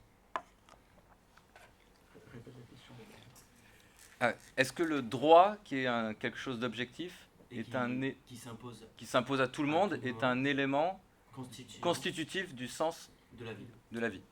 Moi, je dirais déjà que le droit n'est pas objectif. Le droit est intersubjectif, puisque le droit, c'est-à-dire l'ensemble des lois, c'est ça ? Oui. L'étude des lois et l'ensemble des lois, c'est ce qu'on... classiquement, on qualifie le phénomène du droit comme intersubjectif, c'est-à-dire que t'enlèves tous les êtres humains, il n'y a plus de droit. Par contre, t'enlèves tous les êtres humains, il y a toujours la loi de la gravité. Donc là, la gravité objective, le droit est intersubjectif, mais le droit est quand même pas comme les goûts, qui eux sont purement subjectifs. Le droit s'applique à toi, même si je roule à 80 km/h dans le centre-ville d'Aix-en-Provence et que j'explique aux gendarmes que j'ai pas reconnu subjectivement l'existence du droit, je vais quand même avoir une amende. Mais il est intersubjectif. Tu vois ? Et après, pour répondre à ta question... Est-ce qu'il participe du sens objectif de... non, il participe du sens collectif, quoi, du sens intersubjectif de notre vie, quoi. C'est-à-dire, en gros, je sais pas si ça fait sens de respecter le droit, mais en gros, c'est ça. L'idée, ça donne des buts, ça donne des principes, le droit, mais comme disait Maxime, ces principes et ces buts, ce ne sont pas des principes et des buts objectifs. Le droit, ça reste conventionnel. C'est-à-dire, en fait, c'est une création intersubjective à un moment donné, dans un lieu donné. Puis le droit évolue, puis en fonction du lieu, en fonction du temps. L'objectivité, ou l'objectivité telle que Maxime l'a définie, c'est vraiment une objectivité forte. C'est pas seulement une intersubjectivité. C'est les lois physiques, c'est les volontés de Dieu, si Dieu existe, quoi. C'est-à-dire, t'imagines, pour savoir ce qui est objectif, tu te dis, s'il n'y a plus d'hommes, est-ce que ça survit ? S'il n'y a plus d'êtres humains, est-ce que ça reste ? Si ça reste, c'est objectif. Okay ? Si ça reste pas, c'est pas objectif. C'est soit subjectif, soit intersubjectif, comme tu veux. Mais, donc du coup, le droit, c'est sûr qu'il y a une forme d'objectivité, mais c'est une forme d'objectivité qui est de l'intersubjectivité, du conventionnel. Donc ça ne peut pas donner un sens objectif à ta vie, ça peut te donner un sens intersubjectif, si tu veux, à ta vie, collectif, quoi. Mais c'est important aussi, hein, je dis pas, mais... Ok, merci. Moi, derrière. Il y avait la... Et ensuite... Non, mademoiselle. Oui, la Il y avait une demoiselle avant. Ah ouais. Vous ne l'avez pas vu au fond. Allez, allez. Elle a levé la main il y a depuis longtemps, là, mademoiselle. Je lis pour être sûre de ne pas m'embrouiller. Moi, j'ai une question pour toi, Maxime. Alors, ça voudrait dire que dès lors qu'on croit, on ne peut pas être malheureux. On ne peut qu'être heureux, du coup. En fait, personnellement, je ne crois pas en une puissance supérieure, mais je me considère heureuse, même s'il y a des moments où je peux être stressée, angoissée. Et voilà, et je pense qu'il en est de même aussi pour les amis croyants qui peuvent être aussi heureux, mais tout en ayant aussi des moments d'angoisse, des moments de stress. Et je pense que aussi certaines personnes peuvent être malheureux, même s'ils tombent dans un foyer avec peu d'argent, avec une famille non aimante, sans passion, sans chance, ni amis, tout en ayant pourtant une foi. Voilà, donc du coup, est-ce que ce serait ou pas indépendant de la chance ? Et voilà, et du coup, je ne sais pas si si les termes stressés, angoissés sont liés ou pas avec la croyance en un Dieu. Merci beaucoup pour ta question. Alors, ma thèse est plus modeste qu'elle en a l'air. Je pense juste que croire en un sens objectif de la vie est une condition nécessaire, mais pas suffisante pour être heureux. Donc pour répondre à ta première question, on peut croire que la vie a un sens objectif et être très malheureux. Parce que s'il manque des relations humaines positives, s'il manque la santé, s'il manque un niveau minimal de richesse, ou une combinaison de ces conditions, je ne suis pas un expert du bonheur, mais en tout cas, je ne défends pas la thèse qu'il suffit de croire que la vie a un sens objectif pour être heureux. Ça me paraît pas du tout crédible. Mais par contre, il me semble que c'est une condition nécessaire. Et là, effectivement, je pense qu'il y en a un désaccord, puisque tu suggérais qu'on peut être heureux, même si on ne croit pas en ce sens objectif de la vie. Et moi, ma réponse, ce que j'ai dit tout à l'heure, c'est peut-être qu'on peut être assez heureux, modérément heureux, mais on ne peut pas atteindre l'état maximal de bonheur, qui est que non seulement tu as des expériences positives, et en plus tu as l'expérience positive que ta vie elle a un sens, que tout ce que tu fais a une importance. Voilà comment je répondrais. Donc en fait, c'est pas tellement une objection à mon point de vue que des gens soient plus ou moins heureux, comme tu as dit, des fois ils sont stressés, des fois ils sont bien. Ça me semble tout à fait... Moi, pour moi, c'est quelque chose qui existe. Mais la seule chose que je dirais, c'est que si en plus, ces gens qui se diraient globalement heureux, si en plus, et qui n'ont pas cette croyance dans un sens objectif de la vie, si en plus ils avaient cette croyance, ils seraient encore plus heureux, et du coup ils atteindraient cet état maximal, et c'est ce que je défendais dans ma thèse. Je ne sais pas si j'ai répondu... Alors, moi je suis assez dubitatif sur la philosophie expérimentale, sur juste deux objections aussi. En gros, si on fait des sondages, je pense qu'en 81, quand la peine de mort a été abolie. Si on avait fait un sondage, elle n'aurait jamais été abolie parce que la majorité des Français étaient pour la peine de mort. Parce que, je dirais, c'est, en fin de compte, et faire un sondage mettrait au même niveau un gros beauf moyen qui choisisse que les matchs de foot, manger des barbecues et puis boire au bistrot. Ah, c'est bien les barbecues quand même. Et puis Léo Tolstoï, que je vais citer, c'est-à-dire que voilà, on prend la voix de l'un et la voix de l'autre et on font pareil. Et surtout, il y a et puis c'est géographiquement, on fait un sondage en France, on fait un sondage dans une autre partie du monde. On le voit bien, Poutine en URSS fait de la propagande, les gens vont donc répondre de telle façon à un sondage. En France, il y a eu un lessivage spirituel, c'est un des pays les plus sinistrés sur ce domaine. Et ben, on n'aura pas les mêmes valeurs si on fait selon les lieux, on fait des sondages. Donc, moi, je suis assez dubitatif. Non, c'est une remarque, c'est pas une question. Alors, il faut vous dire à la question. Il faut des questions. Alors, il faut vous dire à la question. La question, c'est est-il pertinent de mettre beaucoup d'importance sur la philosophie expérimentale par des sondages? Ouais, c'est une bonne question. Ça, Alors l'idée, ça fait débat chez les philosophes. ouais. Ça fait L'idée, je débat. crois que ça dépend. Moi, je suis d'accord avec vous. Ça dépend sur quel domaine, en fait. On va poser les questions en philosophie expérimentale. Par exemple, je suis d'accord que les valeurs sont différentes, que en fonction du pays, du lieu, de l'âge, plein de choses, des époques, les valeurs changent. Mais il y a des questions qui ne sont pas forcément nécessairement liées aux valeurs. Par exemple, la question du libre arbitre. Alors peut-être que c'est vrai, ça peut changer, mais en tout cas là, c'est la question de la croyance, parce que c'est ça la thèse de Maxime, c'est le fait de croire. C'est pas le fait que est-ce qu'il y a ou pas un sens objectif à la vie, ça rend heureux ou pas, c'est le fait de croire ça. Et là, les croyances, les gens, ils les ont ou ils les ont pas, quoi.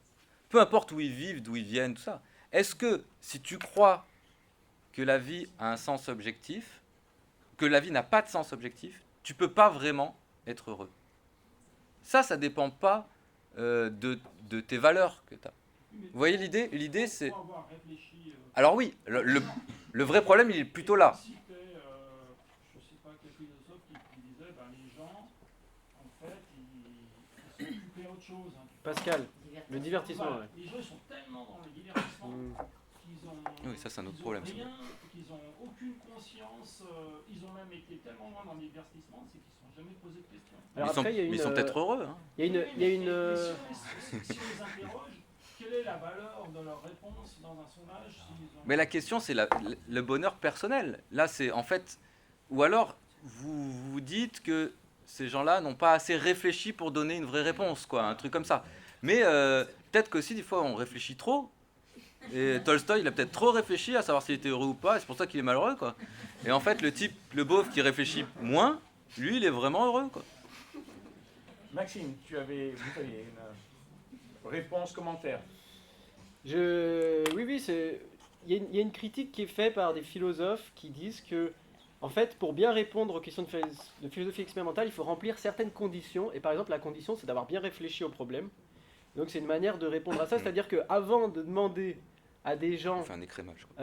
Voilà, non mais où on les forme, on les éduque, on leur fait un cours de philosophie d'1 heure, on leur explique ce que c'est que le sens objectif de la vie, le sens subjectif, et quand on s'est assuré qu'ils ont bien compris, eh bien on leur fait passer la question, et si on voit qu'ils manifestent des signes où ils n'ont pas bien compris la question, eh bien leurs résultats ne sont pas pris en compte. Il y a des débats méthodologiques, mais effectivement, il y a des failles dans la philosophie expérimentale, et ça ne fait pas consensus.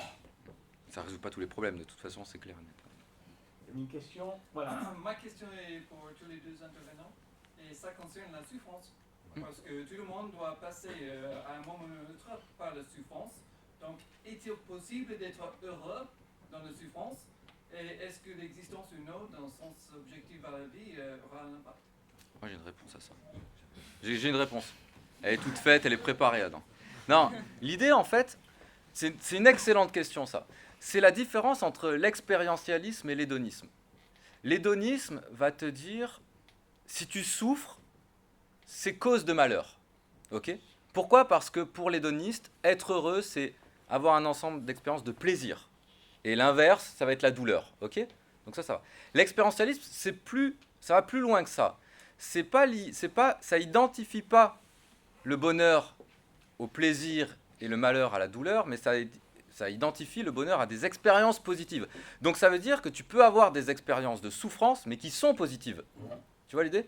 Et d'ailleurs, souvent, si tu réfléchis, quand tu veux résoudre un problème dans ta vie, tu vas souffrir. Un problème mathématique, un problème logique. Je ne sais pas si tu connais un peu la logique, tu dois connaître la logique. Quand tu fais des problèmes de logique, tu souffres. Tu souffres parce que tu as envie de trouver la solution. Mais cette souffrance-là, c'est ça qui fait ton bonheur. Parce qu'une fois que tu as la solution... Donc, l'idée, c'est pas de dire toute souffrance est cause de malheur. Non. C'est est-ce que l'expérience qui en résulte est positive ou pas. Donc, tu peux très bien être heureux en souffrant tout le temps, quoi. Enfin, tout le temps, peut-être pas, mais en souffrant beaucoup, quoi. Il semble dans votre exemple que la souffrance a un but. Je dirais pas qu'elle a un but, mais des fois, tu peux pas l'empêcher. Ok, surtout si tu fais de la logique. Ou pour avoir certains plaisirs, il faut passer par un peu de souffrance. Des fois, ouais. Et moi, j'ai une réponse aussi à ta question qui est très, très pertinente. Moi, je pense déjà qu'il y a différents types de souffrance. Par exemple, quand je bois ma bière et qu'elle n'est pas assez fraîche, qu'elle est tiède, bon, je souffre, mais c'est assez modéré. Par contre, si j'apprends que j'ai une maladie grave qui va m'accompagner toute ma vie, c'est une souffrance qui n'a rien à voir. Je dirais que la souffrance causée par les problèmes de logique, c'est plutôt comme la bière tiède. Exact. Donc il y a différents types de souffrance. Et je pense que, et c'est là où on revient au débat, je pense que la croyance en un sens objectif de la vie donne du sens à nos expériences positives et aussi à nos expériences négatives. C'est-à-dire que s'il y a un but supérieur dans la vie, une intelligence supérieure, Dieu, ou plusieurs dieux, ou voilà un karma, eh bien lorsqu'on souffre, il y a une raison pour laquelle Dieu, dans la religion chrétienne par exemple, permet cette souffrance, ça lui donne du sens, ça la rend beaucoup plus supportable. C'est ce que disait un philosophe qui n'était pas du tout chrétien, Nietzsche. Il disait, comment ça se fait que les gens sont religieux ? Parce qu'ils ont besoin de donner du sens à leur souffrance, et donner du sens à leur souffrance, ça allège la souffrance. Il disait même que le pire pour un être humain, c'est pas de souffrir, c'est de souffrir sans savoir pourquoi. Et du coup, je pense que la croyance en le sens objectif de la vie, non seulement nous donne des expériences positives, l'expérience positive que ma vie a un sens, et en plus, elle amoindrit nos expériences négatives en leur donnant du sens. Question suivante peut-être sur ce côté-là de la salle. Oui. Moi je me demande, parce que moi je suis assez camusien, c'est-à-dire que je considère que la vie est absurde mais que c'est pas grave pour autant. Est-ce que le sens subjectif pas heureux, de la quoi. vie suffit pas à être heureux?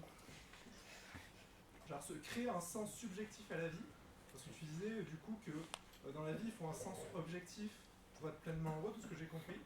Est-ce que avoir un sens plutôt subjectif, c'est pas déjà suffisant? Et j'ai une autre question plutôt pour vous deux, c'est est-ce que c'est si important que ça aussi de trouver le bonheur, quoi? Voilà. Alors, peut-être c'est un peu trop large, mais voilà. Pour la première question, mon intuition, c'est que tu peux créer du sens et du bonheur subjectif, mais tu n'atteins pas l'état maximal de bonheur que tu pourrais atteindre. C'est un peu la même réponse que j'ai fait à une question précédente. Donc je ne suis pas en train de nier que des gens puissent être modérément heureux sans avoir un sens à leur vie. Je dis qu'ils pourraient l'être bien plus s'ils trouvaient le sens objectif de l'existence, s'ils y croyaient en tout cas.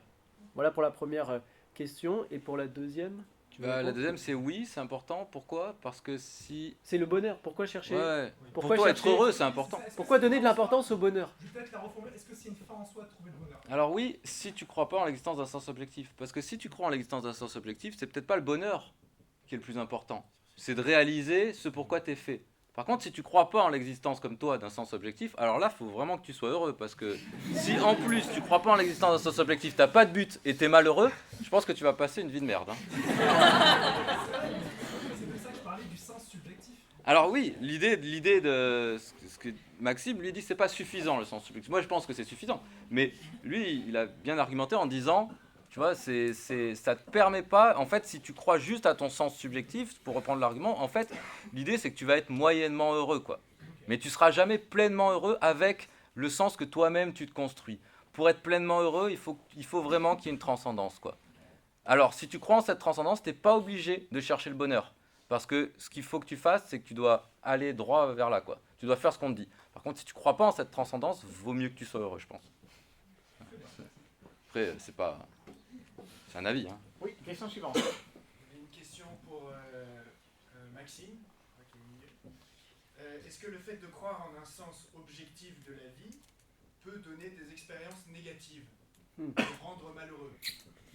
C'est une très bonne question, ça. Ouais. J'avais l'impression que tu disais que... C'est une très bonne question. C'est une très bonne question, j'y ai même pas réfléchi. L'idée de la liberté. C'est pour ça qu'il ne faut pas t'emprisonne. donner la parole au public. Maxime, ça t'emprisonne. Intuitivement, je dirais que tu peux avoir des expériences négatives spécifiques quand tu crois que la vie a un sens objectif. Spécifique, ça veut dire qu'il n'est réservé qu'à ceux qui croient que la vie a un sens objectif. Par exemple, quand tu as l'impression que ce que tu vis ne fait pas sens avec ce que tu crois. Par exemple, un croyant qui va s'investir énormément pour aider les autres et qui va avoir que des problèmes et des mauvais retours et qui va se sentir découragé et qui va se dire Dieu, qu'est-ce que tu fais? Pourquoi je vis aussi mal alors que j'essaye de me mettre à ton service ou que j'essaye d'aimer les autres? Et pourtant, voilà, il se sent malheureux parce qu'il a des attentes liées à sa croyance en un sens objectif de la vie. Il s'attend à avoir une sorte d'assistance de Dieu dans sa vie. Donc peut-être que effectivement, la personne qui croit que la vie a un sens objectif a des souffrances spécifiques que la personne qui est nihiliste n'en a pas. Voilà, donc ça, à mon avis, je suis prêt à le reconnaître. Mais à mon avis, ces souffrances spécifiques sont beaucoup moins importantes que celles qu'a le nihiliste lorsqu'il souffre, il ne sait pas du tout pourquoi il souffre. Et lorsqu'il est heureux, eh bien, il loupe quand même quelque chose de très important dans le bonheur, selon moi. C'est cette croyance, enfin ce plaisir, cette expérience positive où tu te dis chacune de mes actions au quotidien, elle a un sens, elle s'inscrit dans quelque chose qui est durable. Ce que je fais a une réalité. Eh bien, voilà, je dirais que ces petites expériences négatives sont contrebalancées par tous les avantages que donne une vision avec un sens objectif de la vie. Je prolonge la question. Est-ce que, selon toi, c'était, je crois, un argument défendu par Guillaume, à contrario, le fait de pas avoir de sens objectif, mais d'avoir justement d'être maître de son destin sans, je sais plus comment t'appelais, réalité transcendante, ça pourrait pas rendre plus heureux encore? Non, j'ai eu un blanc là, tu peux répéter? C'était l'idée que ça libère en fait. L'idée qu'il disait, c'était que c'est pas contraignant, ça peut rendre quoi.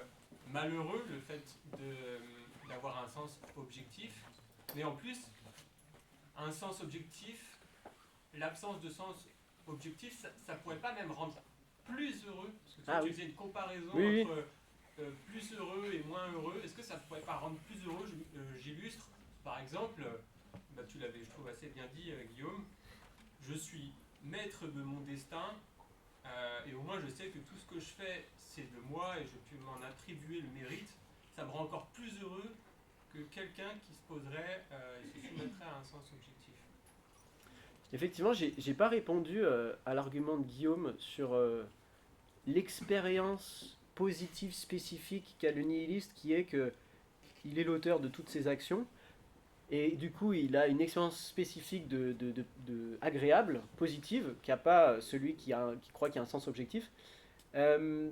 Parce qu'elle me semble pas du tout convaincante, cette objection, pour la raison suivante, c'est que lorsque tu crois qu'il y a un but objectif dans la vie, ça t'empêche pas du tout d'être complètement libre dans tes choix subjectifs.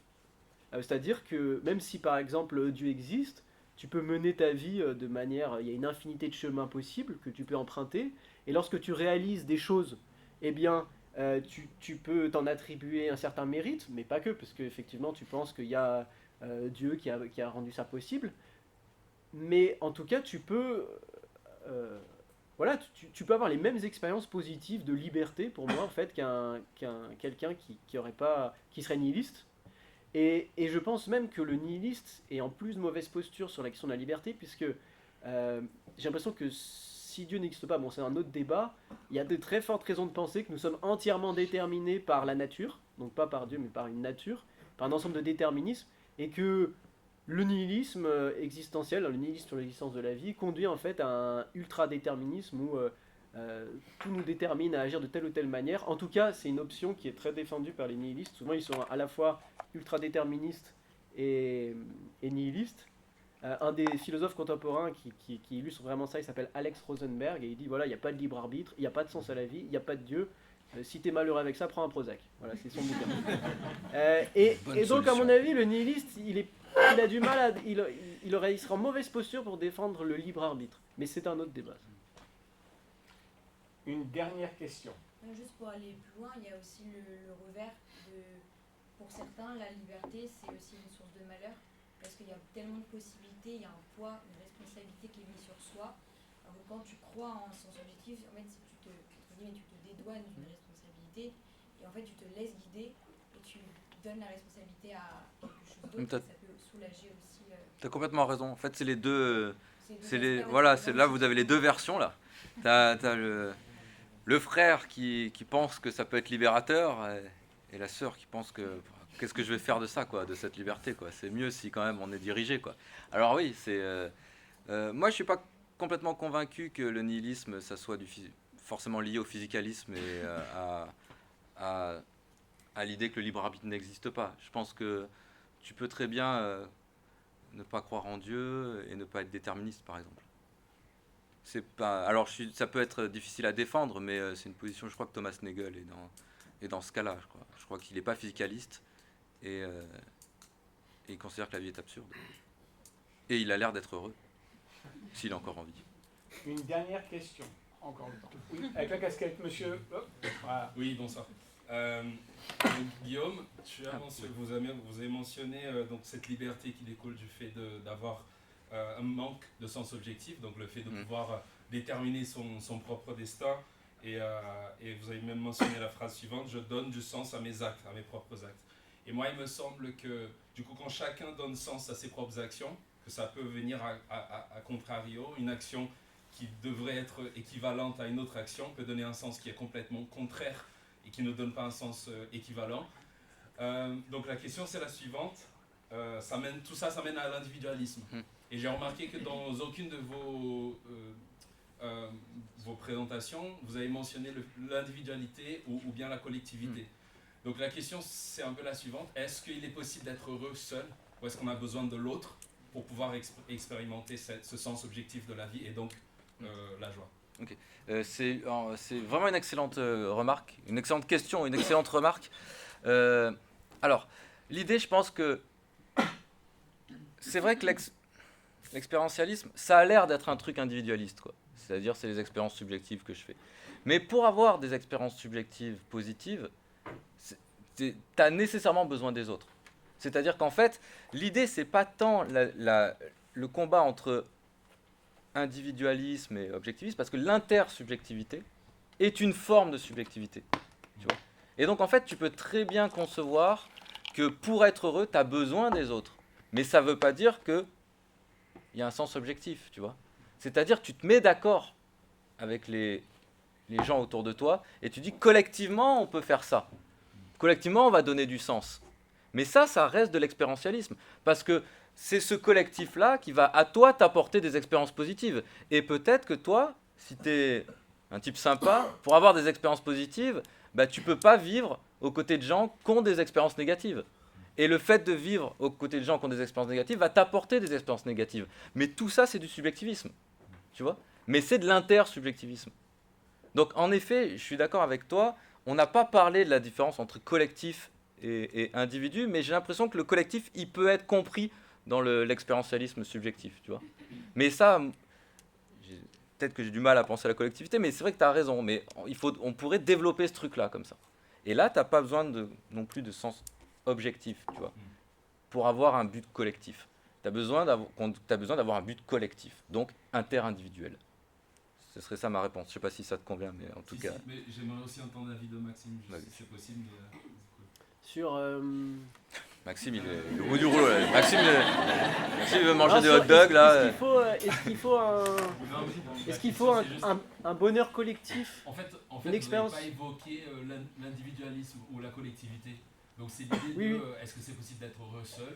Moi, je suis assez d'accord avec mon collègue au sens où, en fait, énormément de nos expériences positives sont obtenues parce que nous sommes en relation avec autrui.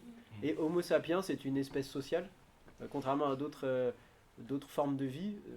Notre espèce est très sociale. Et parce qu'elle est très sociale, parce que c'est notre nature d'être sociale, eh bien, la plupart en fait, de nos expériences positives sont de nature sociale, c'est-à-dire elles consistent à être en relation avec d'autres individualités. Et que du coup, voilà, l'expérientialisme, en fait, par sa définition même, elle inclut en fait toutes les expériences positives, donc les expériences positives qu'on a quand on est en collectif. Et comme notre nature, c'est d'être des êtres sociaux, eh bien, beaucoup de nos expériences positives sont sociales et collectives. Merci beaucoup, merci à nos deux intervenants. Merci beaucoup en tout cas.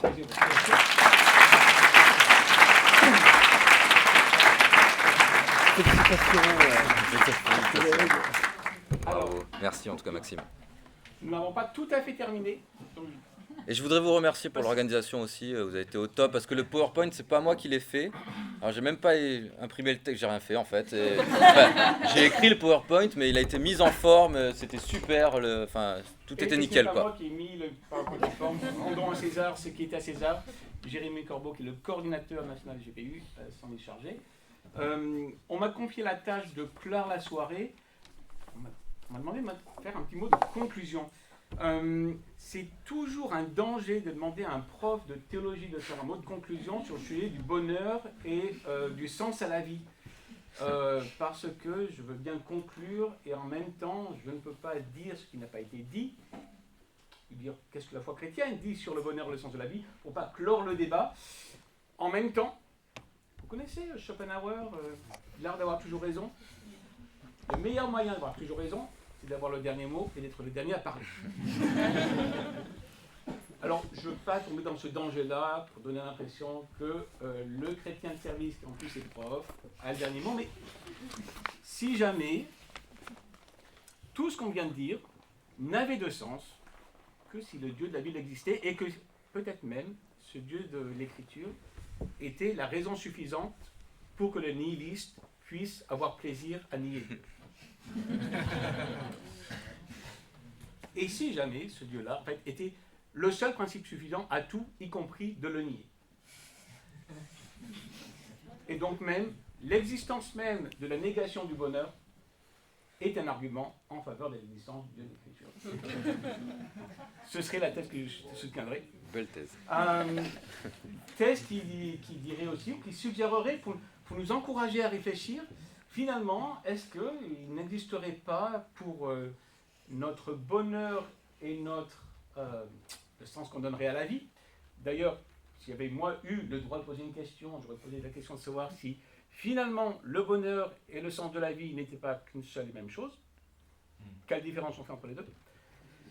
Est-ce que cela ne suppose pas l'existence d'une subjectivité transcendante qui donne sens à nos subjectivités collectives et qui n'est possible que si cette même transcendance auquel, bon, moi je donne le nom de Dieu, le Dieu de la Bible, n'est possible que si ce même Dieu agit en et à travers nous.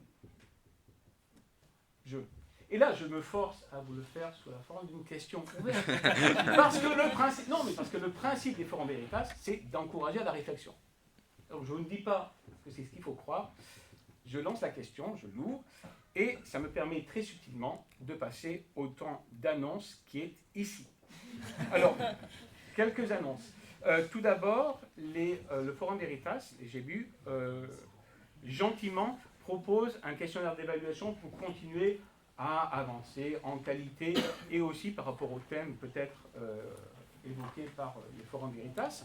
Donc si vous voulez prendre pas quelques minutes, 30 secondes, pendant que je fais mon petit speech pour scanner le truc là, vous pouvez le faire maintenant. Et donc vous pouvez peut-être remettre votre téléphone sur le mode avion si vous pensez que vous en avez enlevé le mode avion si vous en avez besoin. Donc questionnaire d'évaluation, ça vous prend Alors moi, je ne l'ai jamais fait, mais j'imagine que ça prend quoi 2 heures. 1 minute à tout casser. J'imagine. Et je laisse un petit blanc flotter.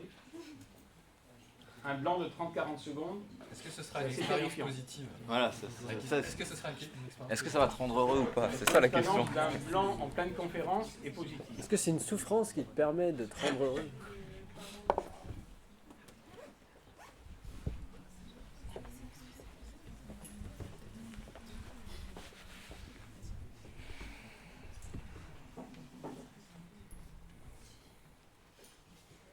Est-ce que tout le monde a pu le scanner? Je pense que c'est bon. Ouais. Si cela ne marche pas, je pense qu'il y a probablement un moyen de le faire par la suite.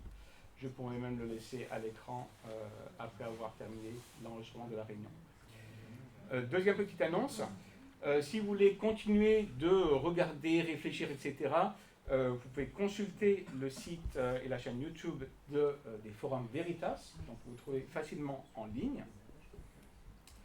Vous trouvez aussi en ligne des informations, les comptes réseaux sociaux des 3 partenaires de la soirée, que ce soit les GBU, la faculté Jean Calvin ou le foyer évangélique universitaire.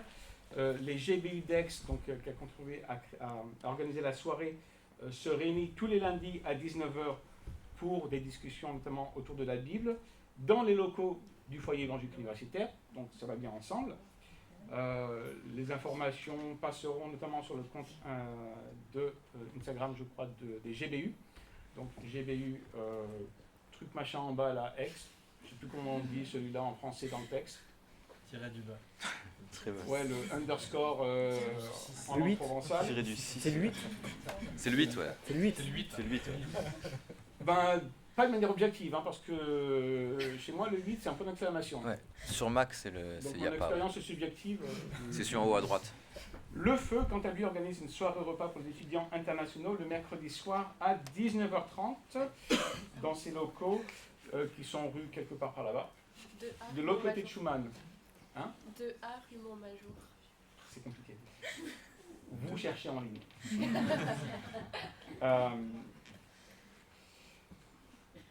Vous avez aussi ce qu'on appelle le comptoir GBU, c'est le podcast des groupes bibliques universitaires. Vous pouvez le scanner ici. Vous le trouvez aussi en ligne. Maintenant, vous savez comment ça marche. Je vous refais le coup des 40 secondes de blanc. Non, ok. Vous avez aussi là, site des GBU sur les questions à poser à la foi chrétienne. Et il y a un certain nombre d'articles. La foi en question, vous pouvez trouver pas mal d'articles très très intéressants sur ce site-là. On m'a donné le droit de faire ma pub personnelle. Visio Mundus, un site consacré à l'interaction entre la culture et la foi chrétienne, bon, qui est un petit peu au point mort en ce moment, mais dans lequel il y a encore beaucoup d'articles intéressants. Et enfin, je vous propose de remercier une fois encore nos 2 intervenants de ce soir. Vous pouvez le voir.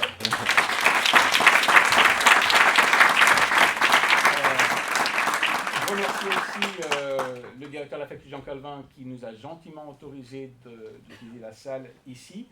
Et dernière annonce qui est peut-être la plus importante, il y a un petit repas, collation hot dog qui est offert à la sortie, qui se trouvera donc du coup dans les bâtiments là-bas, de l'autre côté, avec cet encouragement à faire attention au bruit cependant. Merci à chacun d'avoir participé et il me reste à vous souhaiter une bonne soirée à tous. Merci. Merci.